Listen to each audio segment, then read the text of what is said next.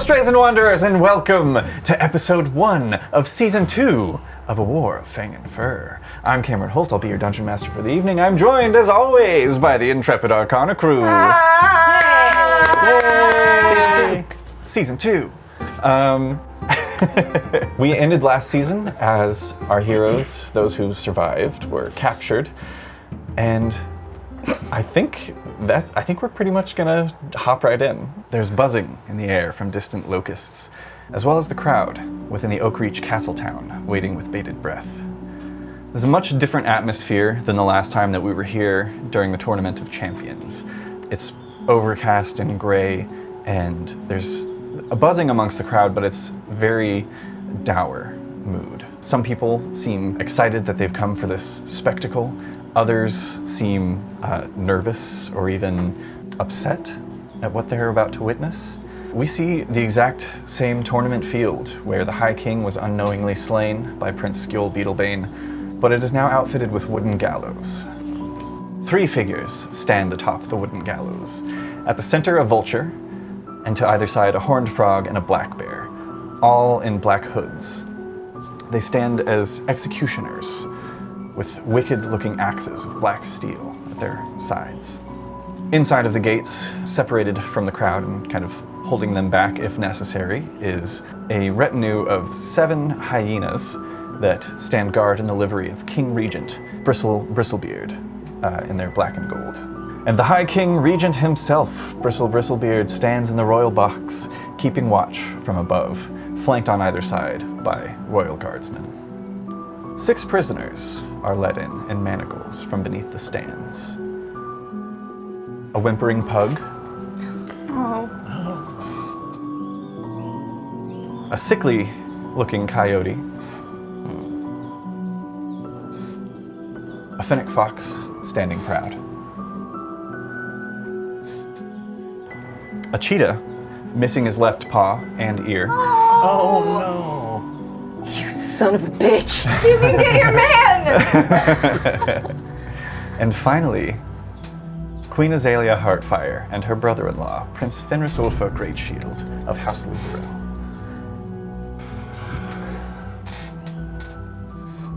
Oh, I also forgot to set something out here. Oh, good. Which is... Is it a corpse? No, there is a small table kind of up here to the side. I'm actually going to go ahead and pop these guards on the front side. Guards, executioners, I should say. Okay. Table. Each prisoner is gagged with paws manacled behind their backs. They're forced to their knees with Riss and Azalea at the center. Bristlebeard speaks from the royal box. We gather for this, the execution of those who have committed treason against the Nettlewood Grove. Under the guise of seeking aid from the Crown in response to the devious assault on House Luporell, those before you entered the High King's own throne room with the help of their conspirators and assassinated High King Gavric Goldentail. May he find rest in Soul's End. For this treason, we shall have blood and justice! There's uproarious applause and howls from the crowd. Bristlebeard holds up a claw to quell the frothing mob. We see a number of hooded figures in the crowd who stand with tense posture, not participating in the revel and bloodlust of those around them. The traitors, Borgul of Howlheart, Arda Priest Flank Fleshrend, Dame Liliana of House Vulpes, Sir Robert Boulderclaw of House Theros, and Princess Azalea of House Luporell shall be sent to the 5 hells by the way of the executioner's blade. As a beast weaver of the Nyman aspect, Prince Fenrisulfa of House Luporell shall meet an end befitting one of his particular gifts. He waves a gnarled hand toward the vulture executioner, who opens a chest on the side table and begins setting out a number of gemstones: amethyst, emerald, onyx, and ruby. As High King Regent, I sentence Prince Fenrisulfa to witness the deaths of those he led astray as the instigator of this treacherous plot, before being sent to the Arders for judgment himself. Begin. At this point, we enter combat. The guards are standing guard. They rolled a natural 20 on their initiative. For the sake of this, I'm going to set this aside so that I can see and reach things. But I'll try and leave everybody where they are, just in case. At your signal, Hugin. That's going to bring us to Elzor. We see as one of the figures in the crowd pulls the hood back, and we see a white owl speckled with darker feathers. If you would like to describe your character as we see him here. It's an owl man. The white-gray feathers, yellow gold eyes. He's got on kind of laminated splint mail armor, a large shield with kind of a feathered motif on it. Nice. The symbols of the Storm Queen. Nice. What does Elzor do in this moment? I'm waiting on Hugin's signal. Okay, would you like to hold an action? Maybe I should start the storm now, so that it'll be ready. It has to marinate. It does need to marinate a little. I'm gonna quietly cast Call Lightning to summon a storm of lightning bolts that I can call down. Since it's kind of overcast, it'll just kind of seem like a storm is brewing. Okay. Interesting. I'm not actually gonna call down any bolts. Gotcha. You're just beginning concentrating on the spell. I'd like to hold a bolt to call down at Hugin's signal, if that's something I can do. Yes, Okay. absolutely. Excellent. So yeah, you begin concentration on the Call Lightning spell. There's like a slight spark at your wing that you've got kind of hidden behind the shield. Go ahead and make me a stealth check. This won't be with disadvantage because of your armor. This is just going to be a straight roll. 13. Excellent. I know it's overcast. The reason I was asking about it is because if you're outdoors in stormy conditions, when you cast this spell, it ups the damage on it. It is not currently stormy conditions. Okay, fair. I would say the stormy conditions begin to roil because of the casting of the spell. You hold that Call Lightning. This guard in the front left here, eyeing over the crowd as you kind of hold the sparks behind your shield. They don't seem to take notice. That brings us to Quartz. Would you like to describe your character? Yeah, Quartz is a pygmy eagle, so she's very small, but has the sharpness of any other bird of prey, as long as you don't look at her head on, and then she looks worried. She has like dark brown feathers through most of her body, and then kind of like flecks of white and black here and there. She wears black. Yeah, she wears black leather armor with like blue accents, kind of like sky blue accents. And she has a longbow, which is taller than she is. But you can kind of see in like the shoulders that this is something that she's worked with for a very long time. Excellent. Can I attempt to hide? Yeah, go ahead and make a stealth check to just kind of blend in with the crowd. 18. You remain hidden in Okay. plain sight. Is that all you want to do for now? Yeah, I'm trying not to kick things off till I know that things are kicking. Okay. Do you want to hold an action to do anything else? I guess it was your action to Yeah, hide. I'm a fighter, so All right. hide You're a fighter. is the action. That brings us to Hugin. You see as the two headsmen on the outside, you watch as the Horned Frog and Black Bear executioners pick up their headsmen's axes, and one of them grabs Flank, the other grabs Borgle, and they start walking them forward to the 2 blocks. I have a question. What's up? Frog. Frog. Is that somebody we would normally see working for the Well, the Horned Court Frog of is the a High King? lizard. Right. Okay, lizard. It's like Mostly, I think it's a bearded dragon. It's the mostly same type. Nettlewood Grove is mammalian. Yes. Would it be unusual to see somebody I would say it strikes you as kind of odd. Okay. A lot of these... considering the tensions with Yeah, Juneborough? it's odd because you know that, like, and a vulture? the Royal Guard for House Theros... The Royal Guard for House Theros was made up of House Theros, which were various big cats, mostly. It's odd to see this many like savanna and desert creatures this far into the grove, for sure. And a bear. And a bear, yeah, that's weird. Almost like a Dune Especially Bone since there's too.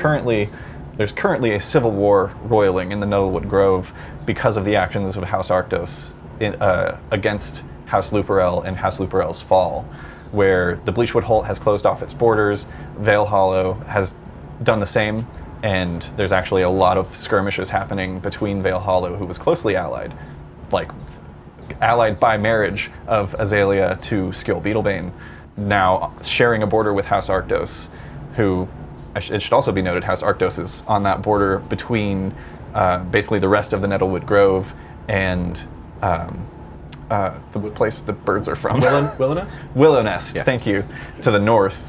So they're already sandwiched between, they were already on the border with a dangerous entity, and now they're kind of surrounded, which seems like a bad move on their part. But yeah, it's weird to see a bear here. You don't know necessarily that this bear is from House Arctos or has anything to do with them, but you know that the crown of the High King has taken a stance with Vale Hollow against Riddle Hill Run, which is where House Arctos rules.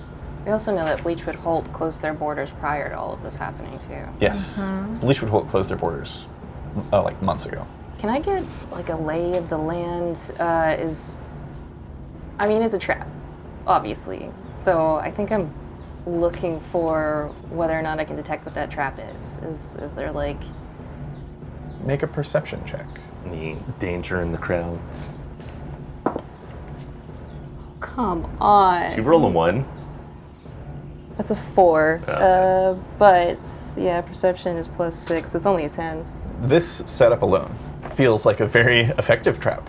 In order to get to those that you're trying to rescue, you would have to get past all of these guards, and once you did, you'd be surrounded. But if you do nothing, they die.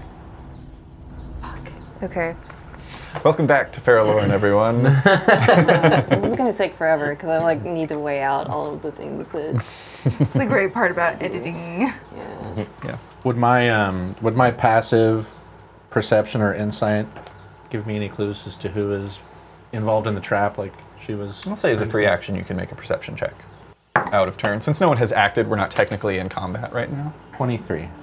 Elzor, you see there are a number of, there's obviously the 7 hyena guards that are standing out here, which they don't look like, they're wearing the livery of the High King, which has been changed from the traditional violet and gold to the black and gold of Bristlebeard, who's standing in as the High King Regent.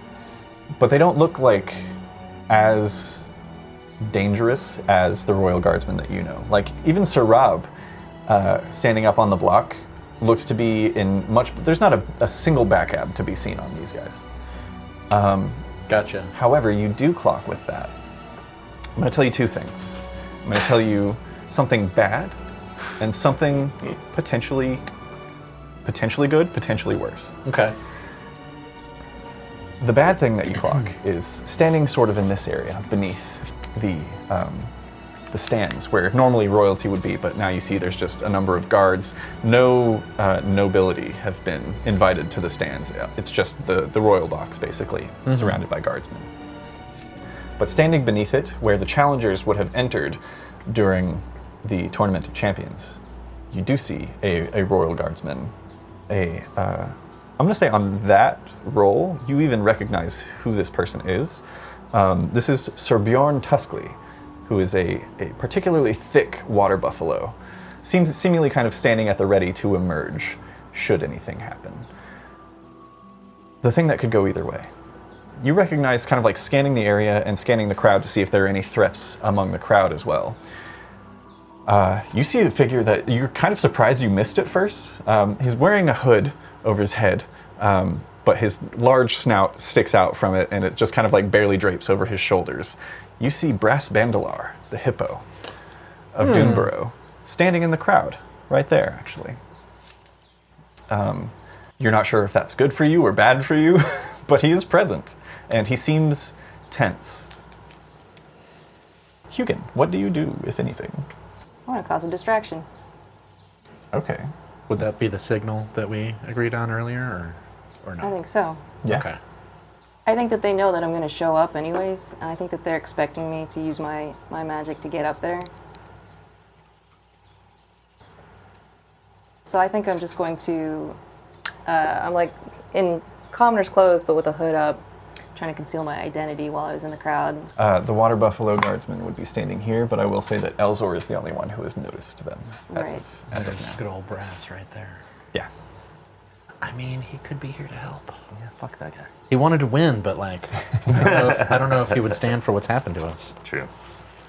Hugin, how do you cause a distraction? I'm trying to decide whether or not I want to cause the distraction like out here and get everybody's eyes on me out here, or to Do it up there. dive in. Yeah. I think out in the crowd is better, because then maybe some of us could. I will say, in a meta, a little bit of meta knowledge for you guys. Up next are the Axemen. So fast. Why do I roll so bad at initiative? They rolled an 18.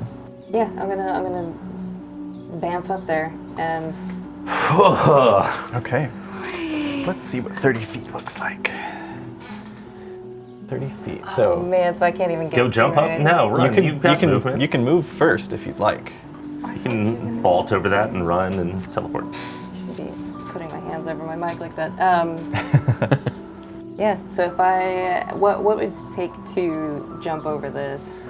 That would be either athletics or acrobatics, depending on how you want to approach it. Do a backflip. That's acrobatics. It's just leaping over a fence. You're a fairly acrobatic person. I would say this will be like a DC 12 to clear it. All right. I'm running. I'm jumping. Let's see Okay. what happens. Let's see. I've got a +7 to acrobatics, so Oh, yeah. that's a 14 Excellent. on the die. 21. Hugin, you rush forward and kind of like grabbing the shoulder of one of the people standing in the crowd here, you pull yourself up and then kick off of the shoulder of another. These two like kind of sturdy looking horse folk.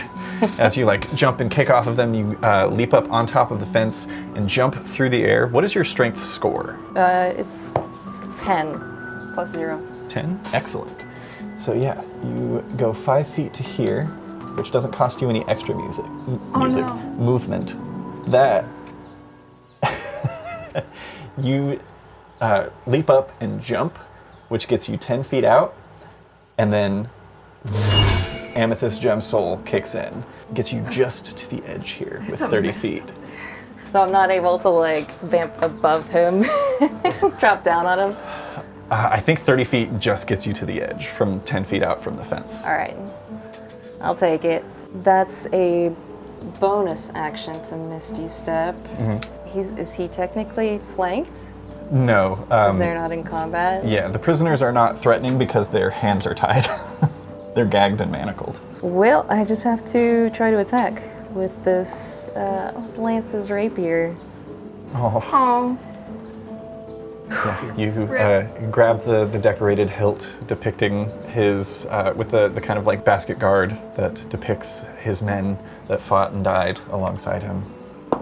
23 to hit. Yeah, that absolutely hits. Go ahead and roll damage, and you will get sneak attack on this because they were not aware of where you were in the crowd.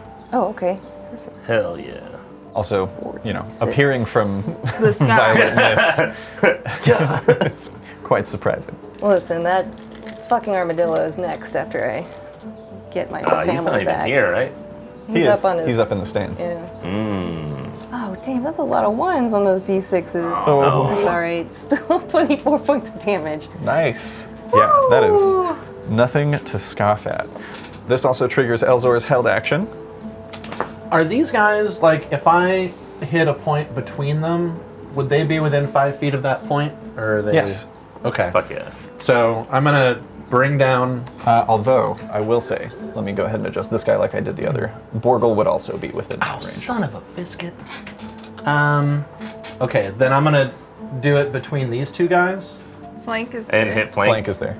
Oh, he's right in the middle? Yeah. that's flank. Yeah, those Oh, two yeah, guys you can't basically see him past the those two wings. guys basically walked them up and like pushed them down to their knees and pushed their heads forward onto a block. Don't hit Borgle. he does not have many hit points. He's a sweet little babe. Just a It's little a puppy. cluster. Borgle is definitely doing that thing that all small dogs do, where he's just like Smogs. shaking, Oh, Oh, and pug breathing. yeah, trying to pug. His tongue is sticking out like under his gag and just kind of like curled up. Oh, How sturdy are the He should pegs have been underneath the I just hit the gallows? one. Well, Relatively I sturdy. was thinking if I hit like right Oh, yeah. here, like could I get this guy and that guy? Let's see. I'm scared they're gonna kill Borgle anyways. You don't. It won't take much. That's like trying to chop off. I think it would be Borgle's one or head. the other. Because there's about 10 feet between them. Okay. Well, I'm gonna hit the support under this guy here, Okay. which should hit him also. Yeah, absolutely. And and also yeah, maybe do something to the support. perhaps. Can I see one of your D10s, please? Yeah. Just one? Yeah. Is that a dexterity saving throw? Twisting my fingers up. I'm so nervous about I this. think it is. Let me check. It is a dex fancy. save against 16. Okay. Also, I have mushroom nails because it's Fang-Amber. The funny thing about making a backup character, It's only a 13. He you're like fails. maybe okay if your character dies. So that's 13 I'm not ready for it. lightning damage, and he's also thrown 10 feet away because of How my lightning bolt or my thunderbolt strike ability. Damn. Excellent. The vulture takes that damage. I'd like to.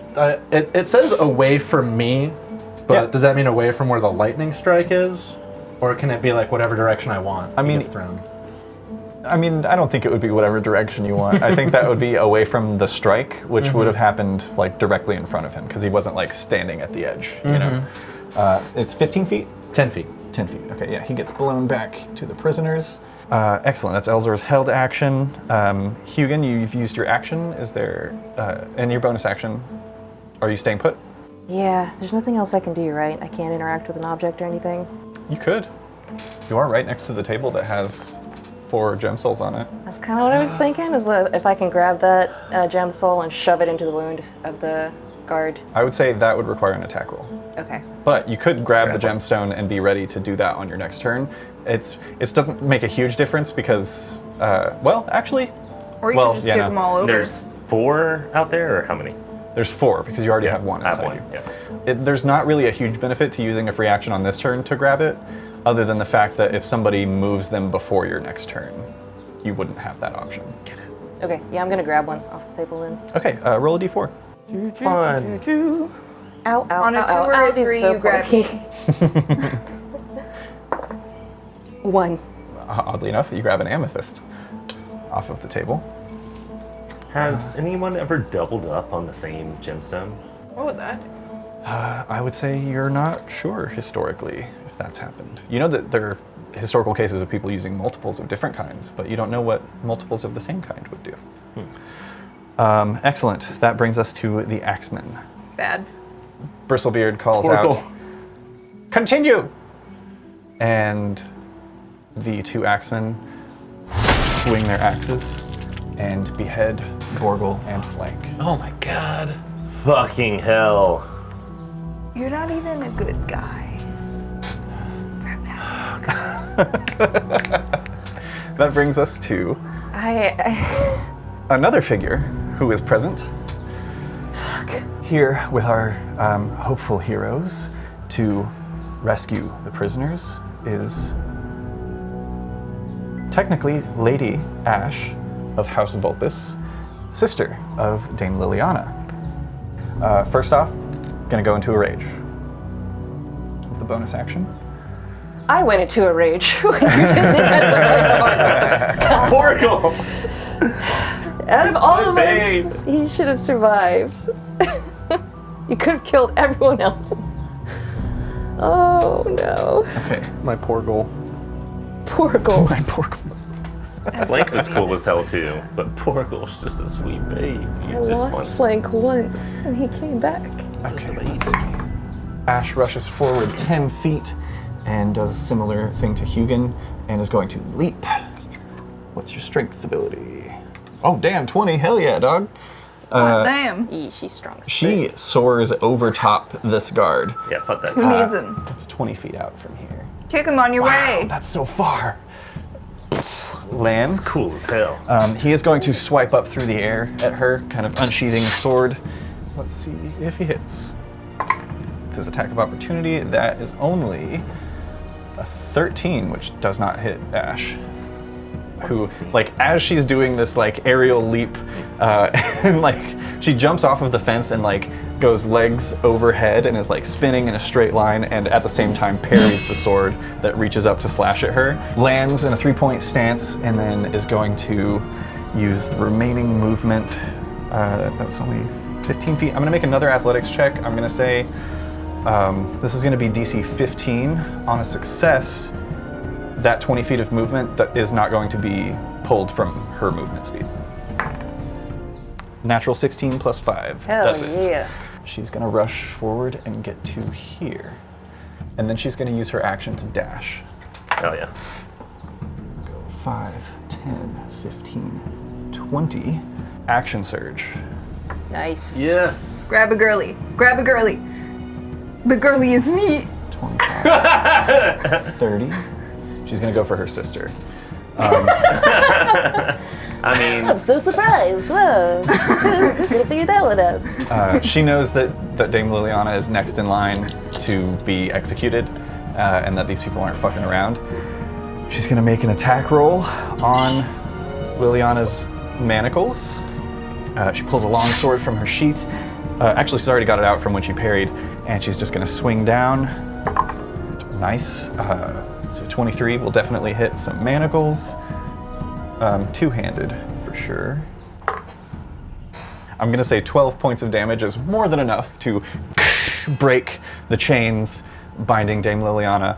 She's going to take a lance from her back and hand it to Liliana. Lance is how dead. dare you say that? And I'm gonna go I ahead. was like, she pulls out a grenade. I didn't talk about this, but she does have explosives from the future. And then a tank appears. 16. Wow, perfectly. That brings us to Dame Liliana. Hell yes. Come on, bitch! I've never been more pissed show, at chap. rolling low at initiative than I am right now. That's why I go so bad. I usually like rolling low at initiative Yeah. so I can get the lay of the land, but this time it was like, Drives me you crazy. gotta fucking act. I'm mad that I waited. I should have just like hit both of those guys up on the front with lightning like right off the bat. But Dame Liliana is going to... She's going to go for Riss's manacles. Get him! Get him, and then get me! I'm a paladin without armor and without a weapon. It's just frozen. 21 Yay! hits. Wait, can we all do the Sam face that she just did as we wave? Also, I'll say the the manacles have 7 hit points. She rolls a d12 plus 6. So there's not really any reason yeah, to roll, yeah. but it's fun to roll. 1,000. That's a 12. She shatters them Yeah. and forms new armor out of them. She takes the lance from Ash, spins it in her hand, and brings it down so perfectly that the tip of the lance goes through a hole Yeah. in the chain, and she just pushes it down, and as the lance expands, just shatters. Riss, you are unchained. Fuck yeah. She doesn't have. Unchained. She doesn't have a weapon for you, unfortunately. I'm going to leave this up to you. If you would like to play both Yeah, of let's do your it. current characters, I'll you can. fucking do it. Excellent, excellent. Go ahead and roll initiative for Riss. Oh shit. You're alive!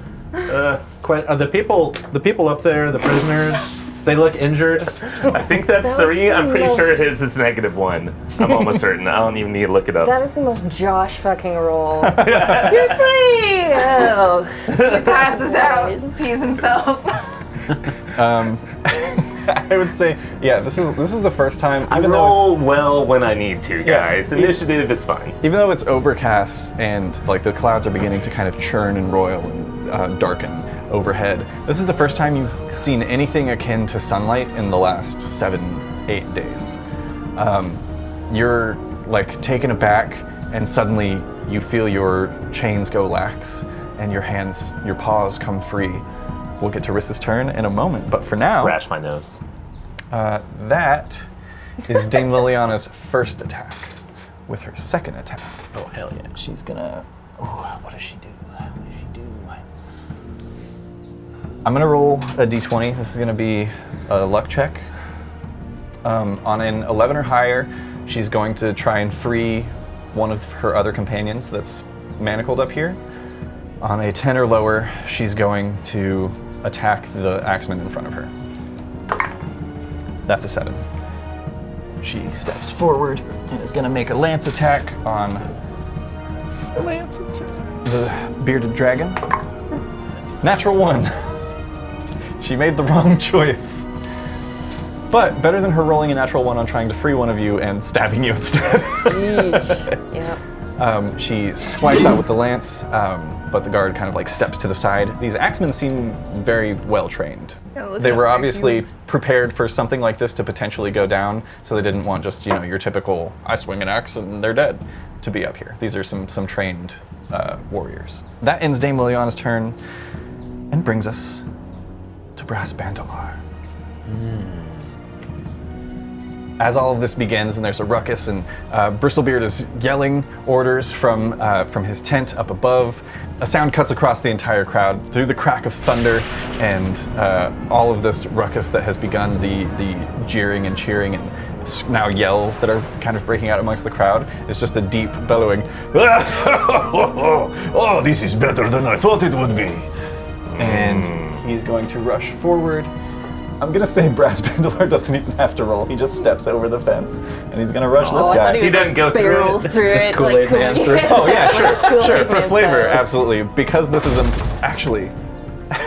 Oh no, I He don't has have the charging feet or something, Yeah, right? I don't have the ones that I need.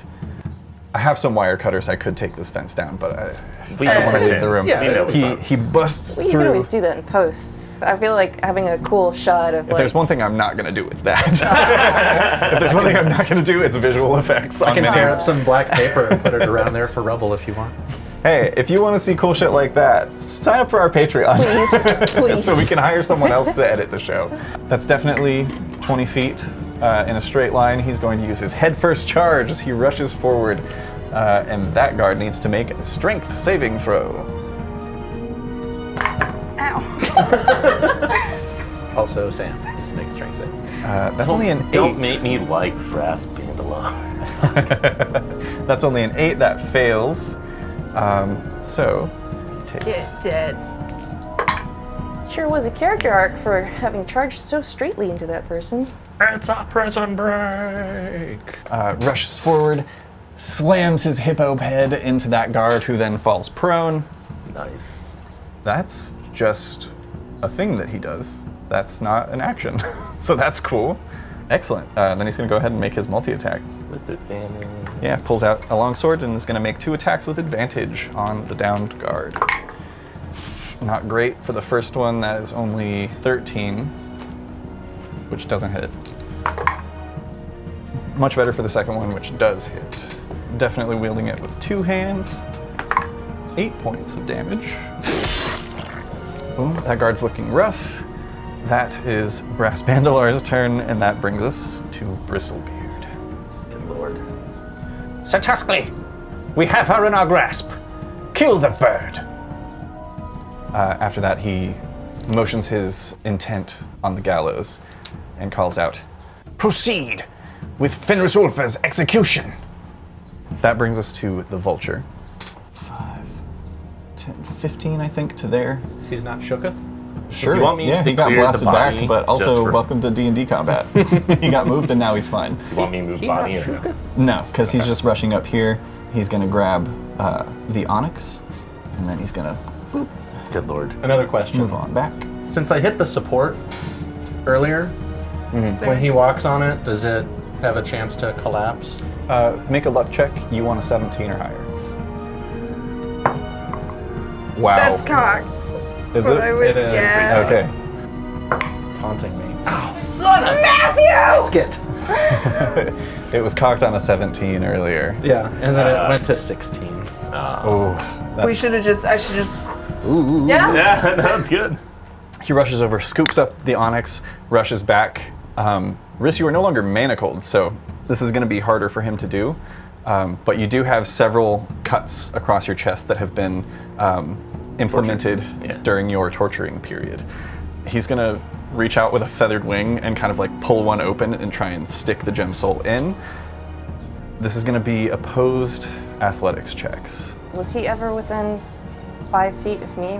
Would I get an opportunity attack? I think so. I think he would have been And then Right here, also diagonal. for Yeah. Dame Liliana. Since he moved away Yeah. from them and then moved back. Yeah, for sure. Good call. Nicely. I ain't gonna let him talk with you. Yeah, Liliana is going to use her reaction to attack. Wouldn't you get an attack of opportunity also, since he was right next to you and then moved away and then came I back? mean, Dame maybe Liliana. punch him, but what? Dame Liliana misses. Do you want to make an unarmed strike? Ooh, I Yeah, he's a can't- strength boy. Hold on. Is this what you want to use all your reactions on? Is what I'm asking. I mean, the round's almost over, right? We've still got several more people. We're Oh. maybe one person over halfway. Oh. Yeah. Oh. Wait, can I make a reaction? Yeah.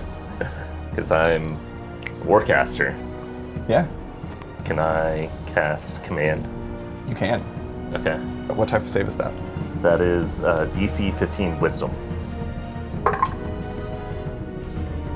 You can see this right there. The natural 16. Nice. Not nice. No. Not nice. Not nice. Hayden, did you And make that's an one of my attack two of opportunity? spells I used was gonna up. see if anything happened there. It didn't, so that's unfortunate. Dame Liliana strikes out but One misses. Yeah, that's weapons a with that. 12 to hit. 12 does not hit. Yeah, he's like wings out, doing that like vulture hop, and just like swipes the onyx, rushes forward. Opposed athletics checks. The DC is 22.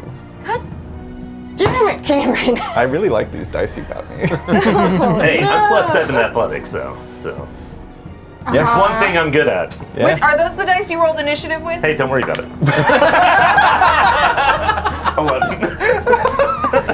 It's the same fucking roll that you got when you rolled the initiative. Well, it's not meant to be right now. I'll roll high later. They're just dying. I've got. I proved that. Will you fix it for me later? Yeah. Yay. Here, if you want to try and fix it right now, here's some super glue. Wow. Well, you say you'll roll high later. I I'm hope dead it's now. right now because we've got a saving throw to make. Yeah. Obviously, they did not use their, freshly harvested gem souls for this. The motion here was not to make you a more powerful person. It was to end you. So these are all fresh, unused gemstones. Oh, I'm going down. Yeah. Freshly cut. Oh no. I need you to make a Constitution saving throw. This is, I'm going to go ahead and tell you, this is a DC 20, and before you roll it, we're going to do this absolutely in the Tray of Fate. Have to keep with the red one, right? No! Have to. I don't It's think his. so. It's his. I will Yeah. say, Onyx is one of the worst ones to fail on because Oh, you yeah. basically start starving to death. Can you hold? Is that all? All right. I want to make sure. What do you we'll add still to this? see him. +2. There we go. +2. Okay. So you need to roll an 18. 18 or higher. So I've done it before. Oh no. Hold on. That doesn't Yeah, count. only fate rolls. 18. Oh my god! Holy shit! I told you. Trust in the die. They have a story to tell. Oh my Holy god! shit! Oh my so I'm dice tuned Christ! to Onyx now. Oh my god! Oh my god! Riss. Ah, You son of a bitch! You are a child of Dice Christ! I only roll well when I need to. It's fine. Now all these shitty rolls have been leading to this. Oh my god, I'm gonna cry. Can't believe this. Believe it. You see there's a sneer on this vulture's face as he kind of wrestles with you and presses the onyx gem soul into your chest. And as he kind of hops back and is looking over you, waiting to see as you emaciate. The wound heals around the onyx as it sets. I give a very hungry sneer back. Yeah, you are very, very hungry. Just so you know, you've attuned an Onyx Gem Soul. You gain access to the Blight spell. Blight is huge. Cool. Yeah. I think I know what I'm doing next turn. And, as an action, you can cause any creature touching your shadow to make a Constitution saving throw. The DC is 10 plus your proficiency plus your con score, causing them to become ravenously hungry, and they take 2d12 necrotic damage on failure. You have 3 points to use these abilities before your body begins to experience backlash with each casting. And so now that I've got That's a two separate- gem souls. They're Separate pool, yeah. Each gemstone has its own pool of 3 uses. Oh my god. Legendary. This is fucking nuts. You don't have a weapon, but you are the weapon. I feel great. The gods have empowered you. They show their favor. Holy shit. That's the vulture's turn. That brings us Hey, thanks, dude. You got another one of those? rushing in through the opening in the fence left by Brass Bandalar. Rushing in through the fence, we have these guys, which this one's going to rush up here. This one's going to rush up here. This one's going to begin heading this direction, as is this one, towards this guard who's kind of turning towards them. You see as 4 Gariel step through. They're those alligators that have the long, narrow snouts and like, Oh, little like prickly Cayman? teeth. I'll get you a picture. Yeah. They're little weirdos. You might be thinking of the same thing. Cayman look like tiny alligators, but Yeah. the gargoyles have the nasty, like, long... And Cayman with have a the little nasty long bulbous guy. I'm not sure. I think caimans actually have like a kind of a snub wide. Yeah, I thought so. They have like shorter snouts than most. They're little guys. Oh, yeah. Yeah. They're little freaks. Yeah. You watch as they're like these like spindly little Gariels just kind of like and like come in and pull out swords. As they do, each of them is going to use their bonus action as they draw the sword to draw it across their hands, and as they do, the swords alight in flame. Neat. The 2 that make it to this downed guard are going to go ahead and begin making their attacks with advantage because he's prone. Yeah, that's going to be a hit. I'm going to do these one at a time because I might as well.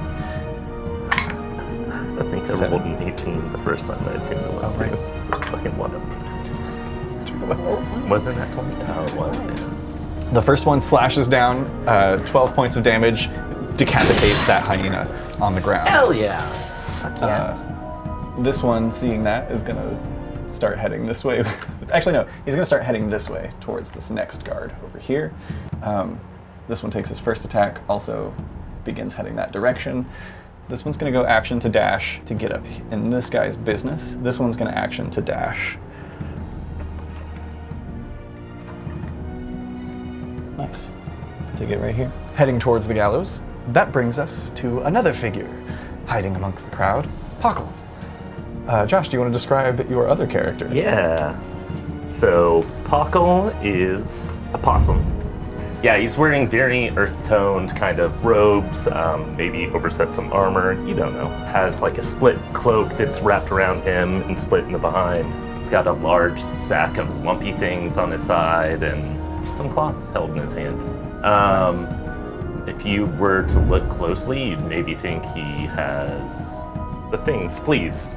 But then, if you look even closer, you realize it's just like, it's not fleas, it's like spiders and other things that are like, Just you know, crawling around in It's this not fur. better than fleas. they're not biting him, it's fine.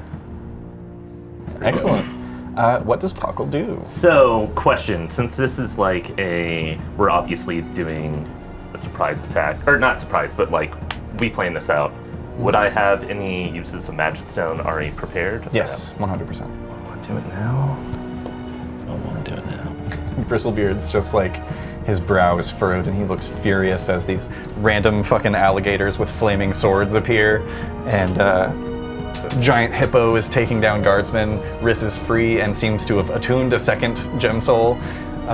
Dame Liliana is also free and just like stabbing out with her gifted lance. Shit is not going the way he wanted it to right now. I think I'm just going to take a Magic Stone and do a regular attack, because I'm not really interested in doing damage right now. Okay. FY, I've got the Crusher feat and Sharpshooter feat, so I can throw it further and hit things back. I'm going to try to hit him. Yeah, go for it. What is the like furthest range? on your sling? 120. Oh shit! Yeah, Yeah. that absolutely is within range. Yeah, go ahead and make an attack roll. Natural 20. Oh shit! Damn, I should have used more things on it. It's fine. I'm just wanting to knock him off, is the main thing. I mean, that hits. So go ahead and roll damage. Yeah. As well. Oh, your sling has concussive strike ability. Oh, yeah. Yeah. So I will say these things are going to stack together. Your crusher will take effect first, as does your weapon feat, homebrew weapon feat. You can find them on Patreon. Probably I'll post them there. I should do that. When you score a critical hit with bludgeoning damage to creature, attack rolls against that creature made with advantage until the start of your next turn. Nice. So anything that attacks him. Anyone that attacks anyone him. that attacks him. Excellent. That's awesome. Okay, so go ahead and It's only a d6. I didn't Okay, really so- use anything else. So 6 plus this roll, Plus 5, 12. 12 total. Then I'm gonna knock him off the. Yeah. This magic glowing stone. We watch as this possum holding just like Covered this, in bugs. just like Yeah. covered in bugs, holding this strip of cloth, just like drops a rock into it, and just swings it, and it just launches across the field. And this guard like looks over, and it takes him right in the head. He gets knocked back. Is it 5 5 feet? feet, yeah. 5 feet for Crusher, over the edge, and falls prone. Doesn't even get to make a saving throw because of your weapon feat. He is immediately prone. How tall is this? That's my plan the whole time. I just want to knock him off. That's 10 feet. He's going to take a d8 of bludgeoning damage for falling as well. So in addition to your 12, that is another 6, 18 points of total damage Cool. to that guy. Do you want to use any movement or anything, Paco, or are you going to Oh, stay I've put? got another attack, and Oh, nice. I'm going to bonus action cast Hunter's Mark on him. Hell yeah. Yeah, another attack On on this guy. this guy. Nice. 18 plus, 8? 20. 18 on the die. Yeah, That's another concussive concussive hit. So another concussive hit, so it's going to knock him prone. I'm going to favored foe him and use my gathered swarm on him too. Okay. So What does that look like? a bunch of just fucking spiders, let's say, just Yeah. kind of pop out and start attacking.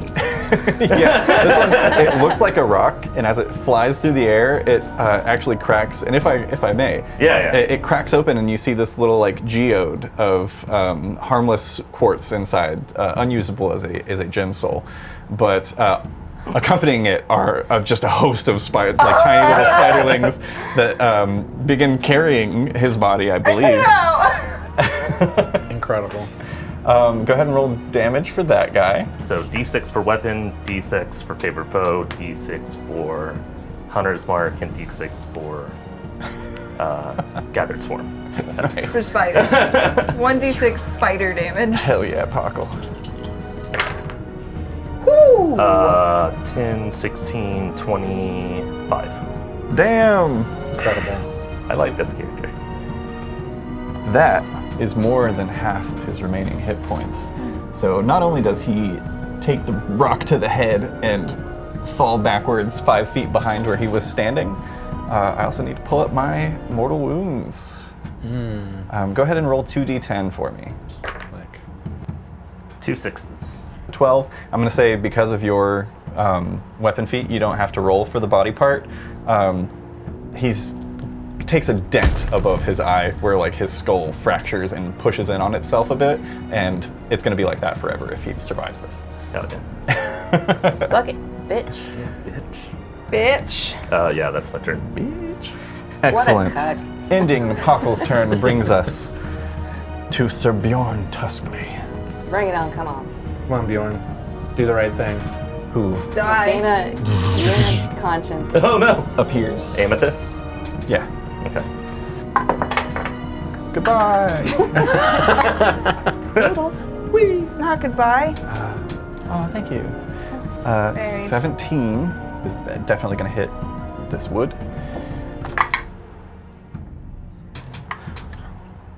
Yeah, 15 points of damage from that one swing is definitely enough. I need Hugin, Riss. I need everybody on the platform to make a dexterity saving throw. That includes Azalea. We'll call this Ash. Natural 18, excellent. Dame Liliana. Natural 8, not as excellent. Total of 10. That's going to fail. 27. Succeeds. If this is just us falling because it falls out from under us, can I glide? I'm going to say... Never mind. That would be a reaction. And I already used it because we're Yeah. surprisingly on the same turn. Yeah, also we'll This has say- been one episode. We'll say, again, you were not aware of where this person was. You heard Bristlebeard call out to someone, but there's like a whole crowd of people around you. You're not entirely sure where he was. Also, you're a little distracted with the shit unfolding around you on top of this. You just suddenly feel a lurch as there's an impact as this guy rushes out with his greatsword and just cleaves through this leg of the gallows. Not sure if good guy or bad guy yet. He's bad guy. He's bad 17. dude. 17 I succeeds. think so, right? Isn't he one of the Kingsguard people, right? Yes. Like the old Kingsguard people? Yes, so this is the person that Elzor saw. This Right. is Sir Bjorn Tuskley. Right. And you all just heard Bristlebeard. You might be right. You all just heard Bristlebeard call out, Sir Tuskley, kill the bird. Oh. 17 succeeds, what did Risk get? 7. 7 fails. Oh, and our boy. Our good boy. Oh, I'm gonna say Azalea and Sir Rob will make this with disadvantage because they're in manacles. Oh, natural 4. 25. You know what? No, he's not gonna use it on this. It's not worth it. 25? Yeah. Okay, still succeeds. As soon as Hugin arrived, Azalea went from panicked to very composed. Sir Rob fails. That guy's already prone. Natural 3 for the vulture. Nice. So this guy rushes out, cleaves through this, Oh god. Oh no. clunk, and this whole Built thing, it too well. under the weight of all of these people, collapses. Okay, Riss failed and Rob failed. And this guy failed. I think everyone else succeeded. I'm gonna remove Borgle and Flank's bodies. R.I.P. Yeah, if you're on the ground, you automatically fail. I did build it too well, damn. If you take out this middle one, I think it'll... Yeah, which was already damaged by Elzor. Clunk. My god. This one definitely got severed out. The table falls. The gemstones are scattered. So I don't worship those gods. I do have mage hand. Riss falls prone. If you got that, you can grab them. Just scoop them up. Hugin manages to hold their footing, kind of like slides off the edge there. This guy is already down. This guy falls prone. Sir Rob, also prone. We'll say, yeah, he was prone already. He rolls off. Liliana failed, but Ash succeeded. That's Sir Bjorn Tuskley's first attack. Okay. He's then going to use the remainder of his movement to step up to Hugin and make 2 more. I don't like that. Don't forget your weapon feats. Yeah, Those are all reactions. that's a natural 1 for the first attack, which does not hit. And his third and final attack, that's a natural 19 for a total of Yeah, it definitely hits. 28. You take 10 points of slashing damage Things have been worse. as he cuts into you. That ends Sir Bjorn Tuskley's turn and brings us to Prince Fenrisulfur. Yeah, so I'm gonna stand up, half my movement. Excellent. Though, if I remember correctly from the tournament, the sun was this, like, east to west this way. Yes, it is currently overcast though. So do I have a shadow or no? I mean, you would. It would just be faint. Can I just stand over a person and Yeah. So I'm gonna stand over. They're both right next to me, huh? And this Make a- one's hurt more. Make a quick perception check as a free action. 12. So you see the guards that are down around you. You have that hunger. Glancing over, you see Hugin, who has just kind of caught herself on the ground, facing down a royal kingsguard by herself, basically. And would they get opportunity attacks against me if I left? Just the one. When I use my gemstones, that's not in my diamond one. Is that a reaction to use that? For the diamond, it's a reaction if you use the shield or citadel function. Yeah. And the other one's attack, obviously. The blight spell is an action, or the other feature is an action. So if I were to go down there, would the sun be like with my shadow? Let's let's make a luck check. We'll say on an 11 or higher, then it would be cast over those two. That way. Yeah, 19. 19? Yeah. You could actually step like right in front of Cerberian and your shadow would be cast across both of those guys. Yeah, let's do that. Beautiful. So Rob. Sorry, Ash. Oh, Ash is dead. Everyone's got so much flowing clothing. And tail. And tails, yeah. Excellent. Go ahead and So D10. they make a saving throw, right? 15. They Yeah, make 15. Con save DC 15. Okay. I'm going to do this individually because they're different guys. For the one that's prone, that is a natural 16. And for the knight, exactly a 15. Okay. 7 plus 8. They both succeed. They kind of like feel that hunger coming over them and kind of like pull themselves out of your shadow. These guys have a working knowledge of what the different gem souls do. I don't have my action surge back, right? That's used up. Right. Okay. That's it. Okay. Oh, no, hold on. I'm going to second wind. Okay. That's going to be 11. Nice. Not bad at all. That brings us back to the top of the round, to the guards. Oh. Which ones are still alive? Most of them are, only one of them has been touched at all. This guy's dead. But these Oh, those guards. 6 Not the executors. are still around. It hasn't been obvious that I am involved in this yet, is it? I don't think so, because the lightning came down from the sky, not from you. Okay. I'm going to actually make an athletics check for that one to see if that is going to hinder his movement or not. That little scrap of wood. Yeah, he steps over that with no issue. Those two are going to rush up, and probably this one too. Let me just make sure. Yeah, more than enough. He'll also make an athletics check. Actually, Jesus.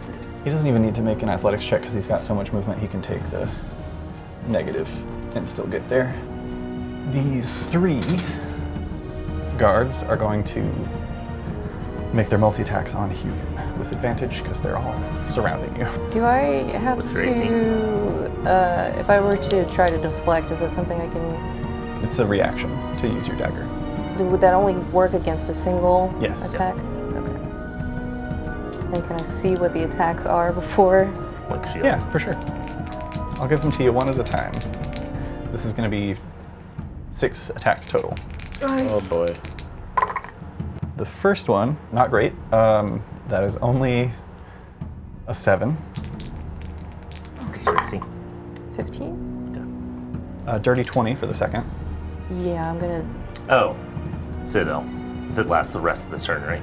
It does, yeah. Citadel. Excellent.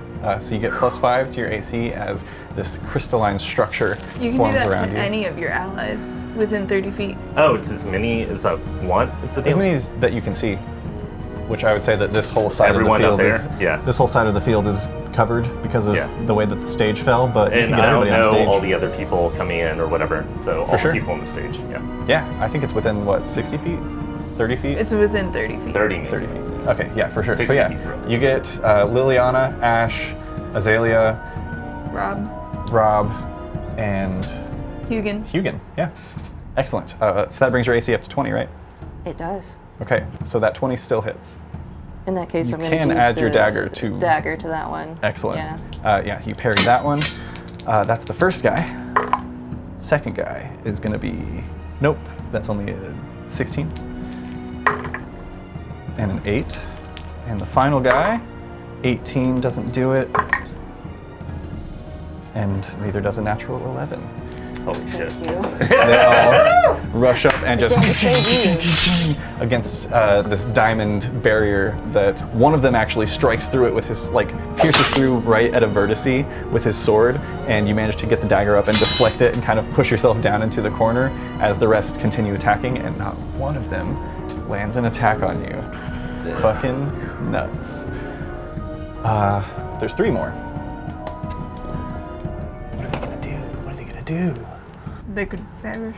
They explode in bursts of fiery light. Oh, nice. How fortuitous.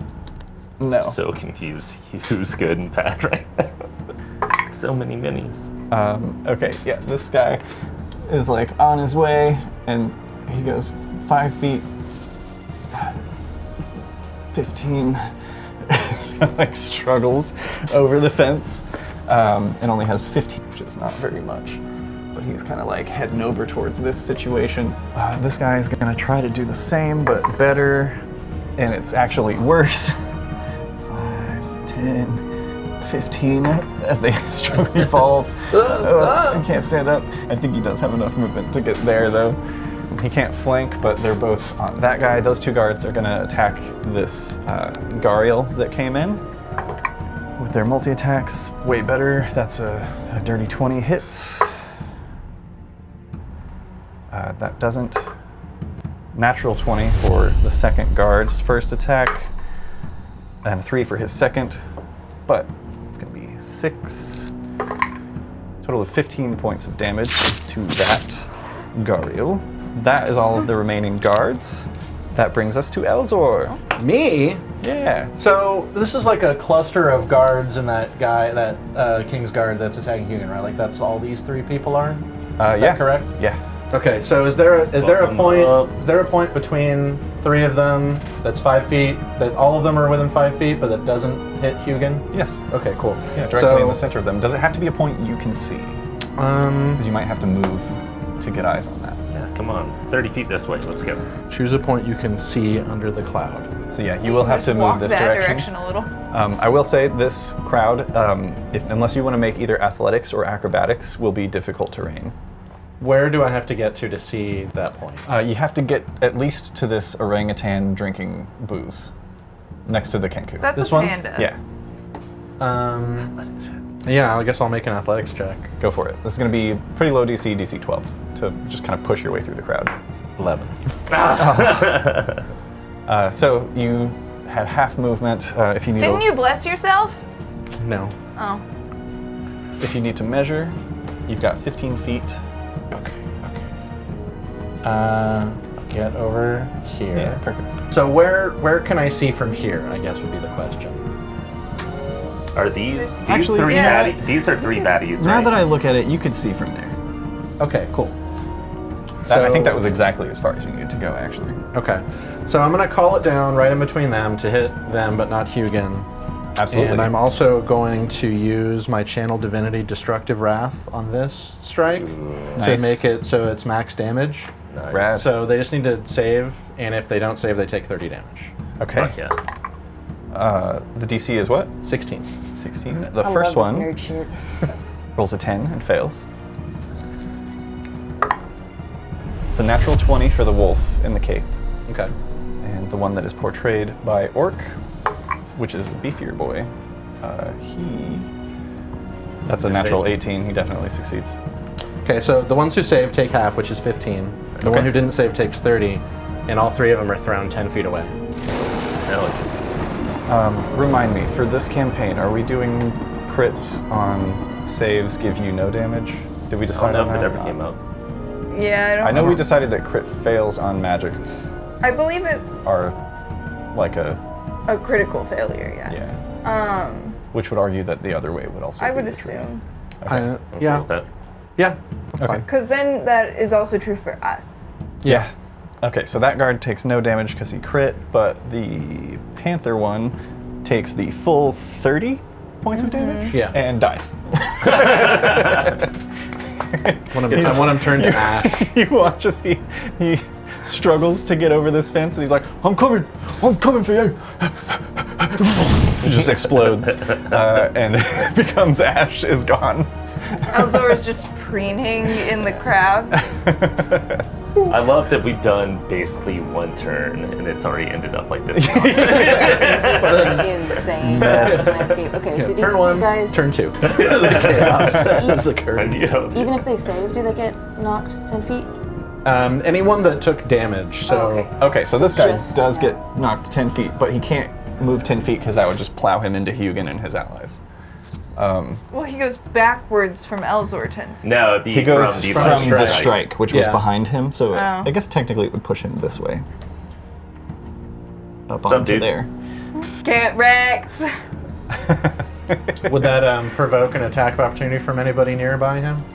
No, because it's forced movement. Gotcha. But he is going to make an athletics. He's going to make a strength saving throw to not be tripped as he's pushed up onto this part of the platform. Gallows 23 succeeds for sure.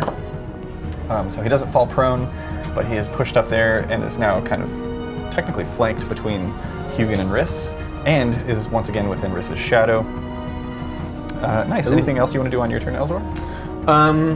Okay, that was my action, and for a bonus action, since that lightning spell is concentration, I didn't cast it this turn. I'm gonna use my bonus action to cast Mass Healing Word on. I guess I can hit up to 6 people. I think with that What's the range? 60-foot range. I think that'll reach all of your allies. So are there 6 or less people that are alive? Yeah, that'll hit everybody. Okay, so they are all going to be healed for 9 hit points. Nice. Nice. Who all are you targeting? Probably So- everybody on the platform, Everybody on the platform. except for Ash has taken no damage. Yeah, so everyone on the platform and Hugin, I guess, Nice. if you've taken any damage so far. How many Yeah. do they heal? 9. Nice. Nice. Sarab's back up. Sarab's back up 69 hit points. Oh, hell yeah. Hugin, Hey, Hey. what's up? He's in position. your man. Your man. Dame So, Liliana. would heals. you be able to hit somebody else with that if Ash was already at full? Or is that metagame because you don't know what her hit points are at? I don't know. I mean, you would know that Ash was fine when you guys arrived and has not taken any hits since you got here. So how many people were up there that I've hit so far? 5? You've got Azalea, Sarab, Riss, Hugin, and Liliana. So one more, but I don't think there is anybody else. This guy. Oh, He got yeah. hit, so I can heal him for 9. Hell yeah. Yeah, you heal the Gariel boy. for 9 points. Where is he? He's over here. I feel the What love is of he? God. Oh, Gariel. yeah. Is there any way that I can have been trying to do this surreptitiously also, so I'm not revealed yet? Yeah, make a stealth check. Okay, sweet. I'm gonna say this time you do have disadvantage. Okay. Because You're that was a the lot only of stuff. And also, cop. mass healing word implies that you had to be like, heal them! Bird Jesus. They had to hear you, so you called out. It's only a 10. 10. Everybody's aware that you're involved now. You're still on the outskirts. No one's gonna fucking come after you. Yeah, maybe. All right. Does that end your turn, Elzor? Yeah. Excellent. That brings us to Quartz. I'm gonna scooch into these people here. Okay. About 15 feet of movement to get there. Uh-huh. Where's the dude what got, you know what? Fuck it. I'm gonna, If it's the dude that fell down, everyone you on have the platform is disadvantage to shoot him, too, everyone on the though. platform is know. hidden to you because they're Okay. basically standing on a ramp that you're at the bottom of. it's not ideal. Yeah. In that case, I'm gonna hang out in these civilians. Okay. I'm gonna draw back my bow, and I'm gonna aim at Bristlebeard. Hell yeah. And I'm Yeah. hidden right now, as far as I know. Yeah, sure. Go ahead and make a stealth check. This will be well, no, this will carry over from before. Yeah, Do you remember what you rolled on that? Because I don't. 18. Actually, let me look at Bristle's passive perception. I've been running numbers this whole time. So he's like back here, somewhere. Yeah, bump He's stand. Roughly here. Oh, he's Or so. he's like yonder. Yeah. Okay. But I mean, it's a longbow, so he's within range. I don't think I've ever built a battle map that you couldn't reach one corner Yeah. to the other with a longbow. Oh yeah. And this is one of the biggest ones I've ever made. Okay, so yeah, he is fully distracted by everything that's going on down below. You actually see he's like speaking to one of the guards at his side. Go ahead and make your attack roll with advantage.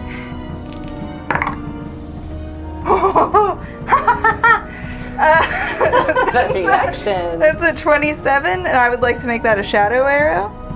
Okay, what does that mean? A creature hit by the arrow takes an extra 2d6 psychic damage and must succeed on a wisdom saving throw or be unable to see anything farther than 5 feet away. Okay. Can I make that a grasping arrow? Sure, what's that? They take an extra 2d6 poison damage. Its speed is reduced by 10 feet, and it takes 2d6 slashing damage the first time it moves on each turn it moves 1 foot or more. The brambles last for 1 minute until you use this option again, or until any creature uses an action to remove them with an athletics check. Okay, yeah, give me just a second. Huckle has more HP than Riss does, like Max. It's fucking wild. That is wild. I have 8 more rounds of lightning that I can call down if we want to try to take out the armadillo before we leave. I mean, what? Yeah, we didn't discuss this beforehand, but I'm curious Just of like. kill everyone.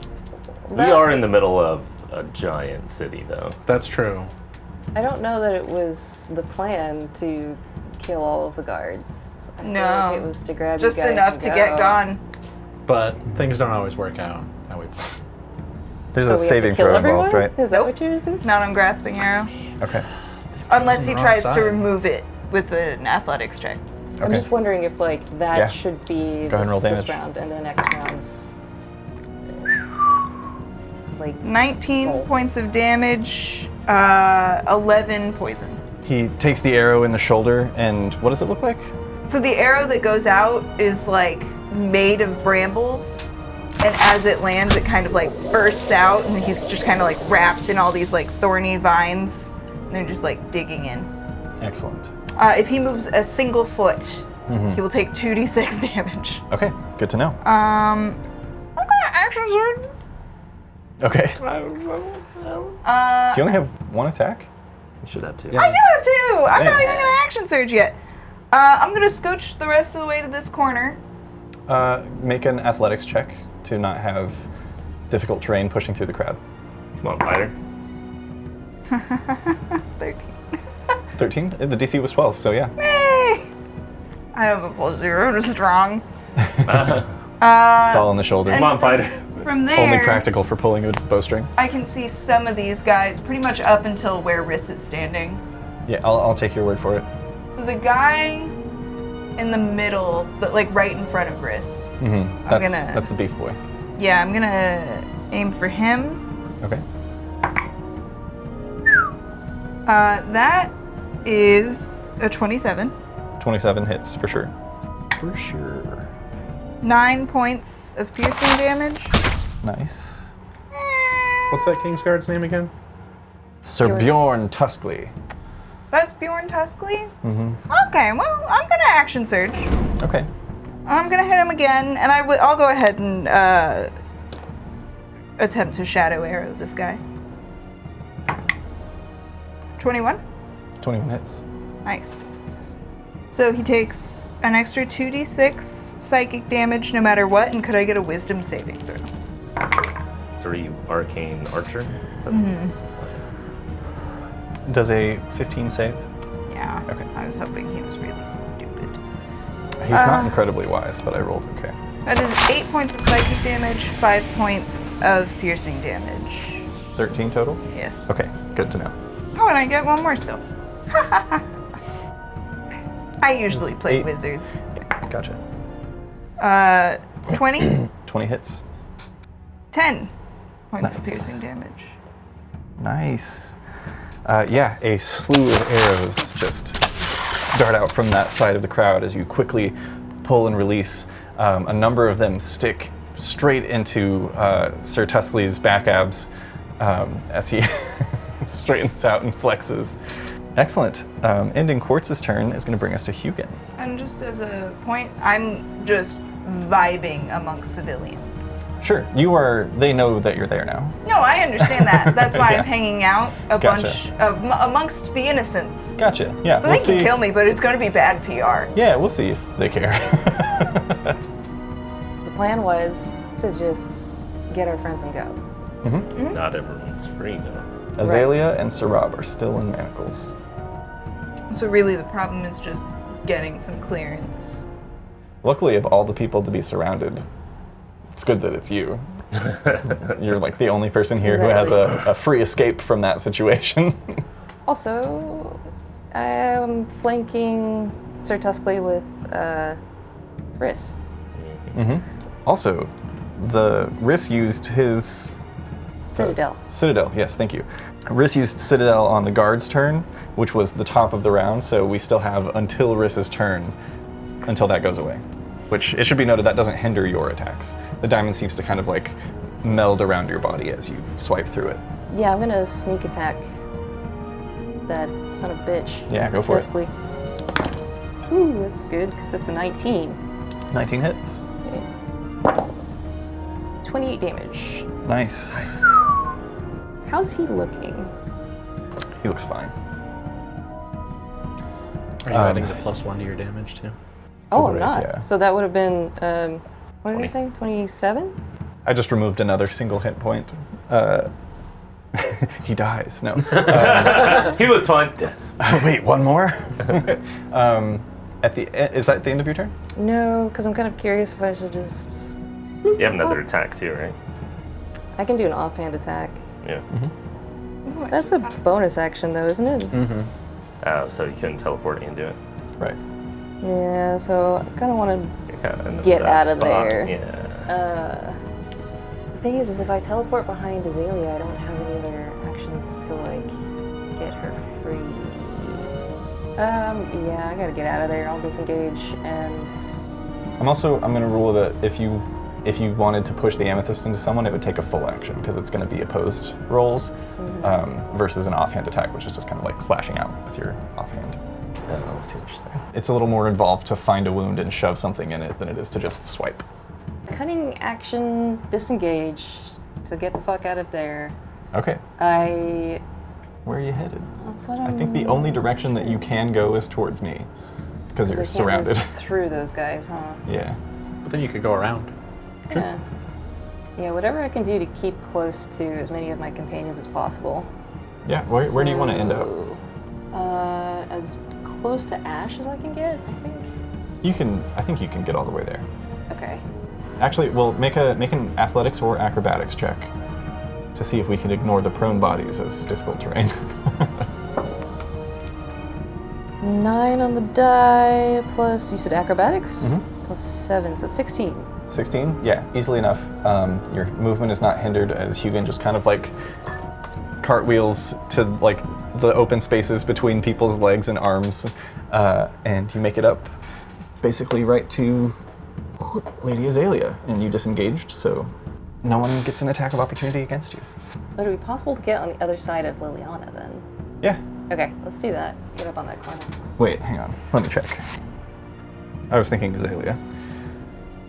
I think you could get right in front of Ash, Okay. but that's as far as you could go. Yeah, that's fine. Excellent. Ending Hugin's turn brings us A lot of guys but me. to the remaining axemen who are going to use their half movement to stand. The vulture is going to go ahead and... Oh no, the vulture has a separate turn, actually. So he's still down. Because he had a separate mission from the others, so I gave him a separate initiative. This guy is going to go ahead and swing his axe down on Sir Rob. No! Because he's got a job to do. What's his HP? What's his HP? 69. With is advantage, this- 'cause he's okay. prone. Okay, that's good. Okay.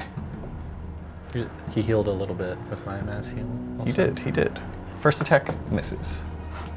Second attack, advantage. Yeah, that definitely hits.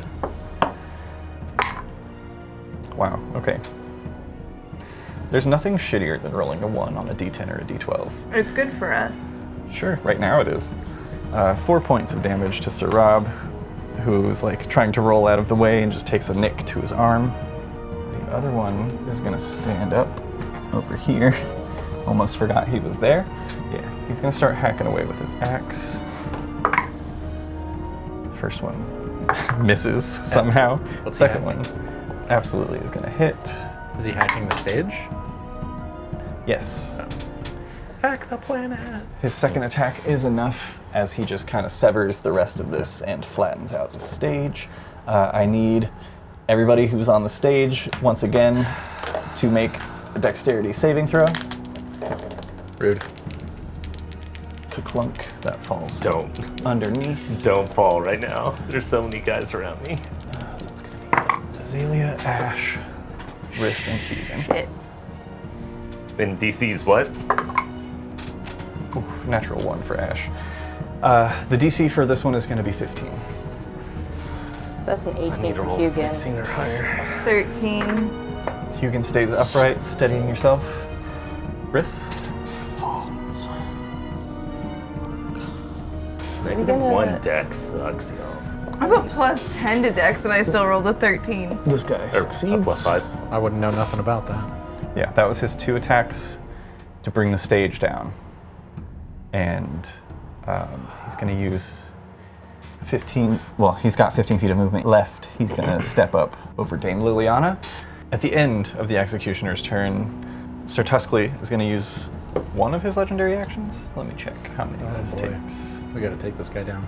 To make an attack on Prince Riss, who's prone, so he's got advantage. Hey, guess what? You probably hit.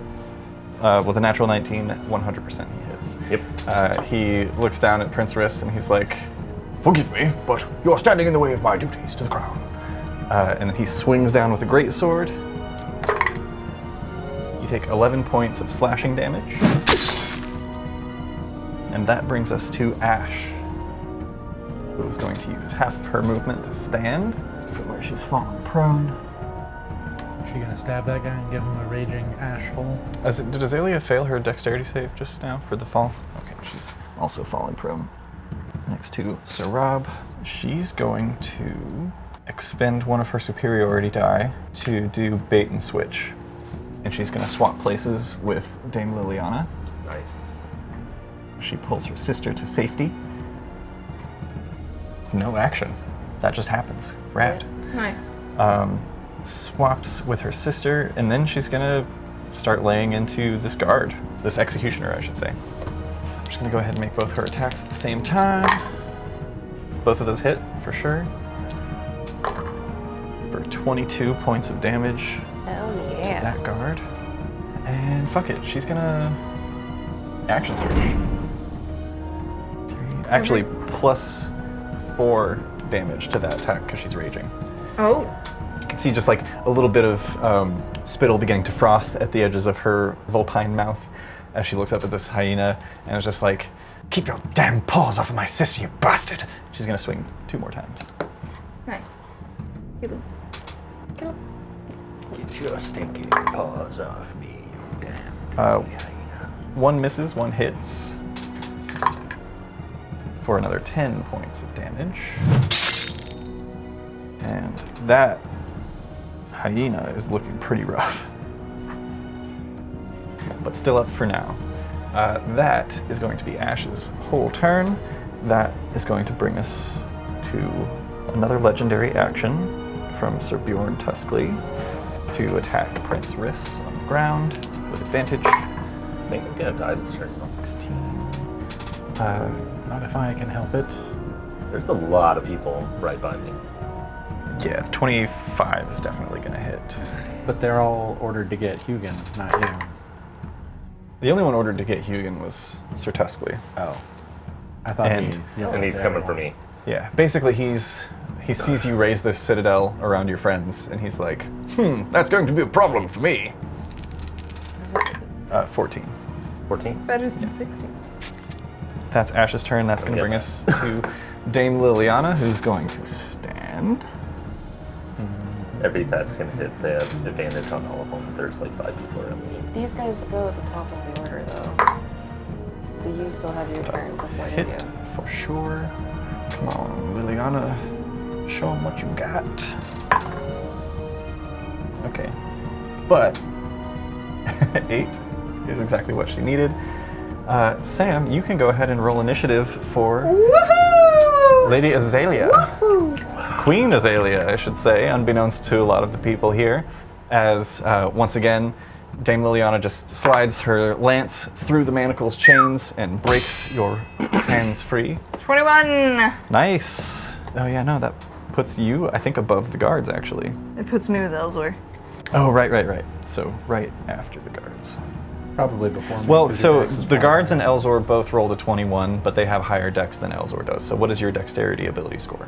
18. Yes, that puts you I above want the guards. you to know the nightmare. When you say the big number, my brain thinks you mean the one which is larger on in size. I mean, if it's easier, ability score refers to the larger number in size. Ability modifier refers to the number that you add because of that.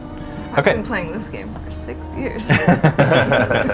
So she is going to also reach down and pump 15 points of lay on hands. Wait, no, that's an action, isn't it? Or bonus I or think something. it is an action. Is it? It's one action, yeah. Oh, man. Okay, so she can't do that, unfortunately. I don't get any of my stuff back, right? I do have 25 points. Have I not used lay on hands last time? I think you have like a lot of it, and you only use some of it. I didn't use any of it.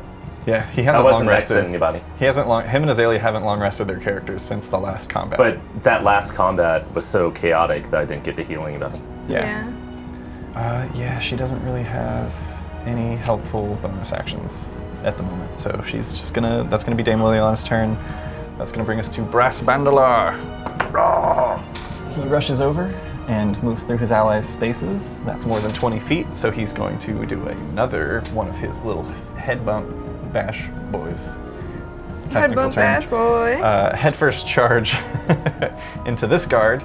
So this Wait, guard, which card? this one. Oh, okay, cool. Actually, no, he'll go for the bear because he's closer.